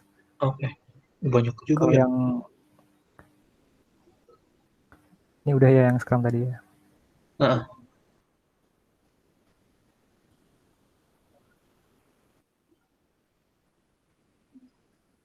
Ini dokumentasi, skip aja bagaimana? Dokumentasi. Sebenarnya dokumentasi aku bikin tapi nggak tahu tuh benar apa enggak. Dokumentasi itu tergantung dari role QA-nya sih, nggak sebenarnya dari role QA juga sebenarnya nggak cuma QA doang yang buat dokumentasi, si product manager pun bikin. Cuma dokumentasi yang kita buat tuh lebih ke test case sih, masuk ke si test trial-nya ini. Ya Dokumen, maksudnya dokumentasi task sih. Coba. iya lebih ke dokumentasi test case. Karena ibaratkan dari test case itu tuh kita udah tahu step by step-nya itu apa, terus kayak ekspektasi keberhasilan itu wait, gue tadi habis running. Dari si dokumentasinya itu. Nah ini contoh dari testing API. Nah dokumentasi ini nih, si API-nya itu tuh bakal ngeluarin respon apa aja. Nah ini semua 200, 400, pas ke 1, 4, 500, itu kayak dokumentasinya. Jadi ketika nanti diluncurin, atau ketika tadi udah ada bug, atau nggak bisa bukan nggak bisa dipakai sih, ketika API-nya endpoint-nya nggak nyampe, terus responnya apa aja, kan kita udah tahu nih, oh ternyata ini karena ini karena ini. Nah itu lebih ke dokumentasinya sih. Cek situ lagi ya dokumentasi. Nah, apakah Kanban board seperti Trello cocok dipakai buat Scrum? Kalau pakai Trello doang cukup nggak tuh kira-kira? Menurut gue sih sebenarnya bisa aja, cuma kayak lebih sulit sih. Kurang fiturnya gitu ya? Iya, kurang fiturnya. Diibaratkan kenapa kita pakai Jira itu kita bisa tahu nih si software developer siapa, testernya siapa, PM-nya siapa, itu bisa kan. Di Trello bisa nggak sih? Mungkin bisa kali ya. Dia juga punya banyak plugin sih. Oh Cuma kan iya. Soalnya biasanya gue kalau tahu kita Trello itu lebih enaknya tuh kayak diibaratkan buat note kita sendiri nggak sih? Setiap harinya tuh iya. kita mau buat kayak gimana. Karena kan biasanya kalau kita yang punya sendiri, si Trello-nya akun free tuh. Iya, Kecuali kalau perusahaan kan pasti udah di full load plugin iya. segala macam. Nah itu. Tapi emang biasanya kebanyakan pakai Jira sih ya. Iya. Sekarang pasti umumnya ketika kita udah pakai Scrum, oh iya, menurut gua yang penting juga itu sih pelajarin si Scrum itu basicnya lah, seenggaknya pengetahuan buat Scrum itu apaan. Karena hampir semua, nggak ya hampir sih, mostly semua perusahaan pakainya sih Scrum sekarang, karena itu emang lebih gampang. Dimakan era dia nama waterfall, lebih enak, Manageable ya. lebih reliable. Kalau nggak bisa apa-apa jadi QA susah nggak?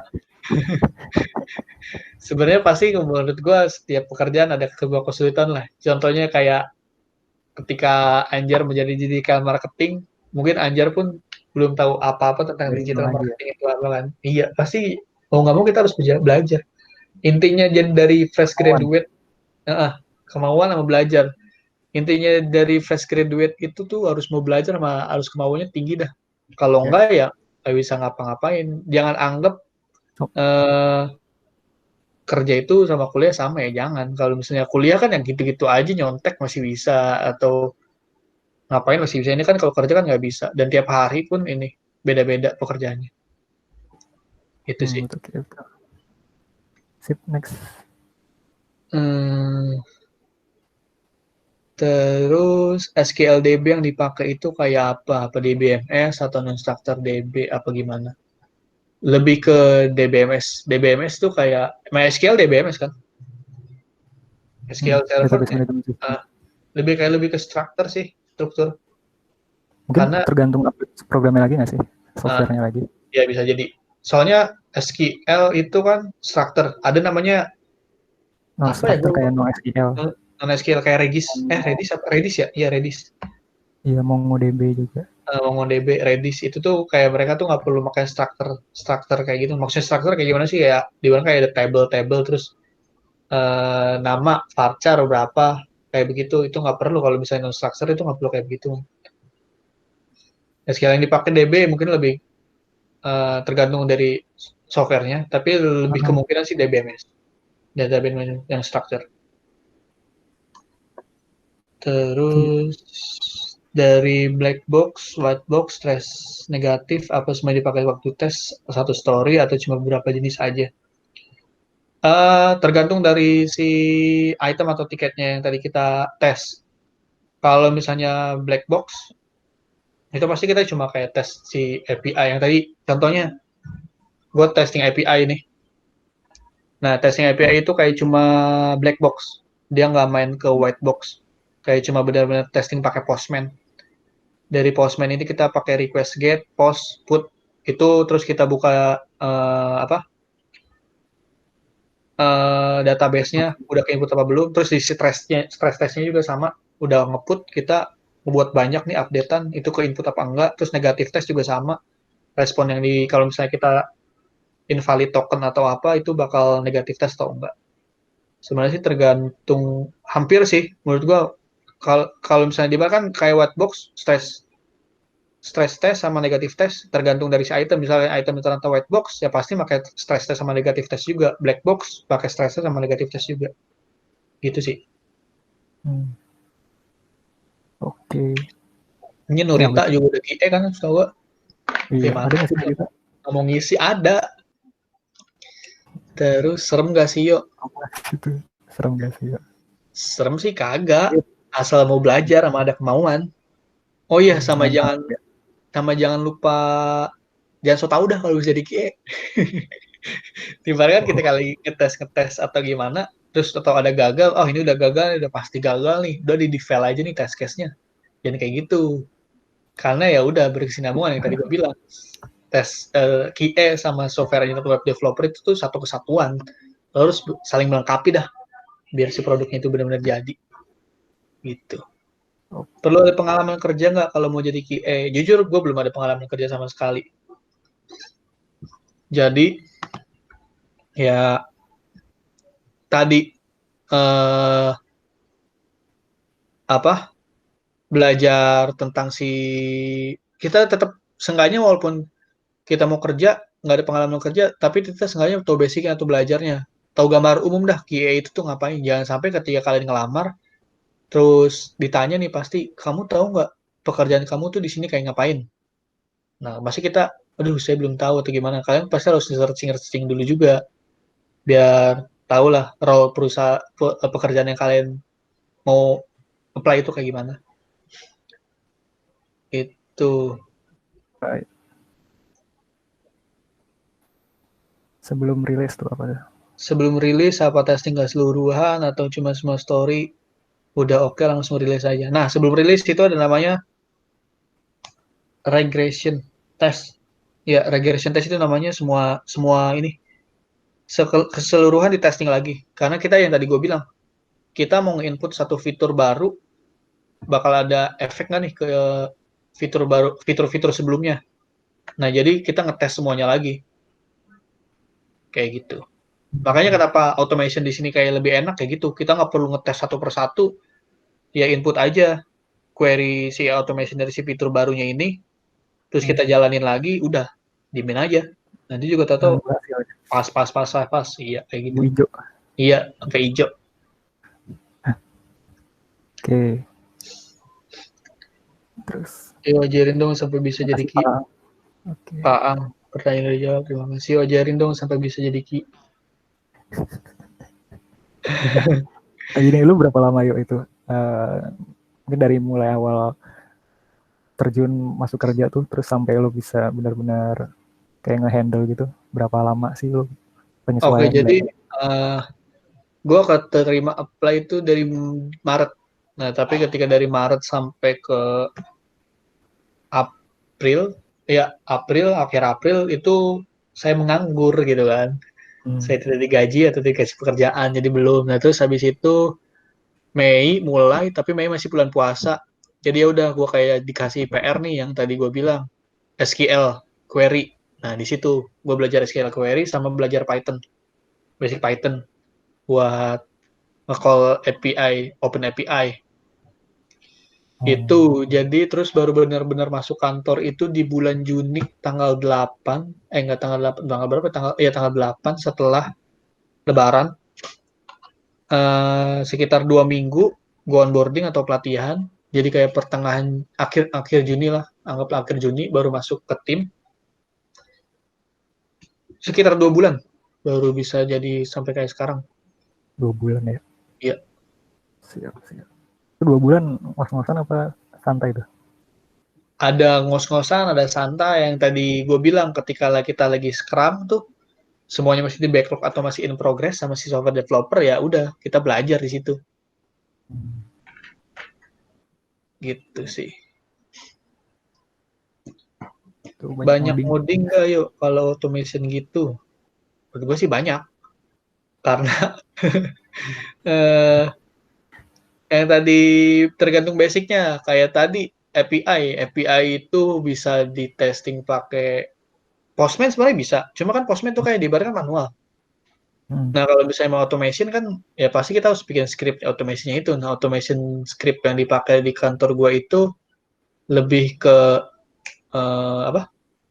Python, kalau misalnya buat API. Nah, kalau misalnya buat yang UI atau user interface itu pakainya Java. Banyak ngoding. Nah, makanya logic ketika kalian udah, yang paling enak tuh kalian udah pernah jadi software engineer dan kalian itu jadi QA. Wah, kalian bisa jadi QA itu benar-benar ngebabat abis si ininya sih, ngebabat abis si software developer. Karena wah, nih Mas, ada bug nih Mas. Bang, ada bug nih Bang. Mbak, ada bug nih Mbak. Di sini ya, di mana kayak udah bener tahu nih. Terus mungkin kalian nge-review nih codingannya nih. Mas, mungkin kayaknya lebih enak dah nih codingannya kayak begini. Padahal hasilnya sama aja, cuma kan pasti ada lah. Tergantung dari penilai bentuk orang ngoding, logika coding orang-orang kan beda-beda. Jadi kayak gitu. Makanya ketika kalian dulu punya basic coding dan jadi software engineer itu lebih enak. Jadi kayak quality assurance itu lebih enak. Lebih ke handle lah ya? Iya. Alright. Pas nih udah habis nih berarti pertanyaannya. Sudah. Kalau gitu, ini juga udah pas jam 9. Buat Oke, untuk sesi presentasinya dari Anjar sama Tio juga udah selesai. Pertanyaannya juga udah kita bahas semua. Iya. Nah, sebelum pada keluar dari room Google Meet-nya, tadi tuh ada apa? Bisa ngirim saran atau masukan buat atau ide buat mungkin nanti bakalan ada sharing session selanjutnya. Itu bisa diisi ya. Kayak misalkan mau bahas apa dan sebagainya. Bisa minta tolong diisi. Terus udah sih itu aja.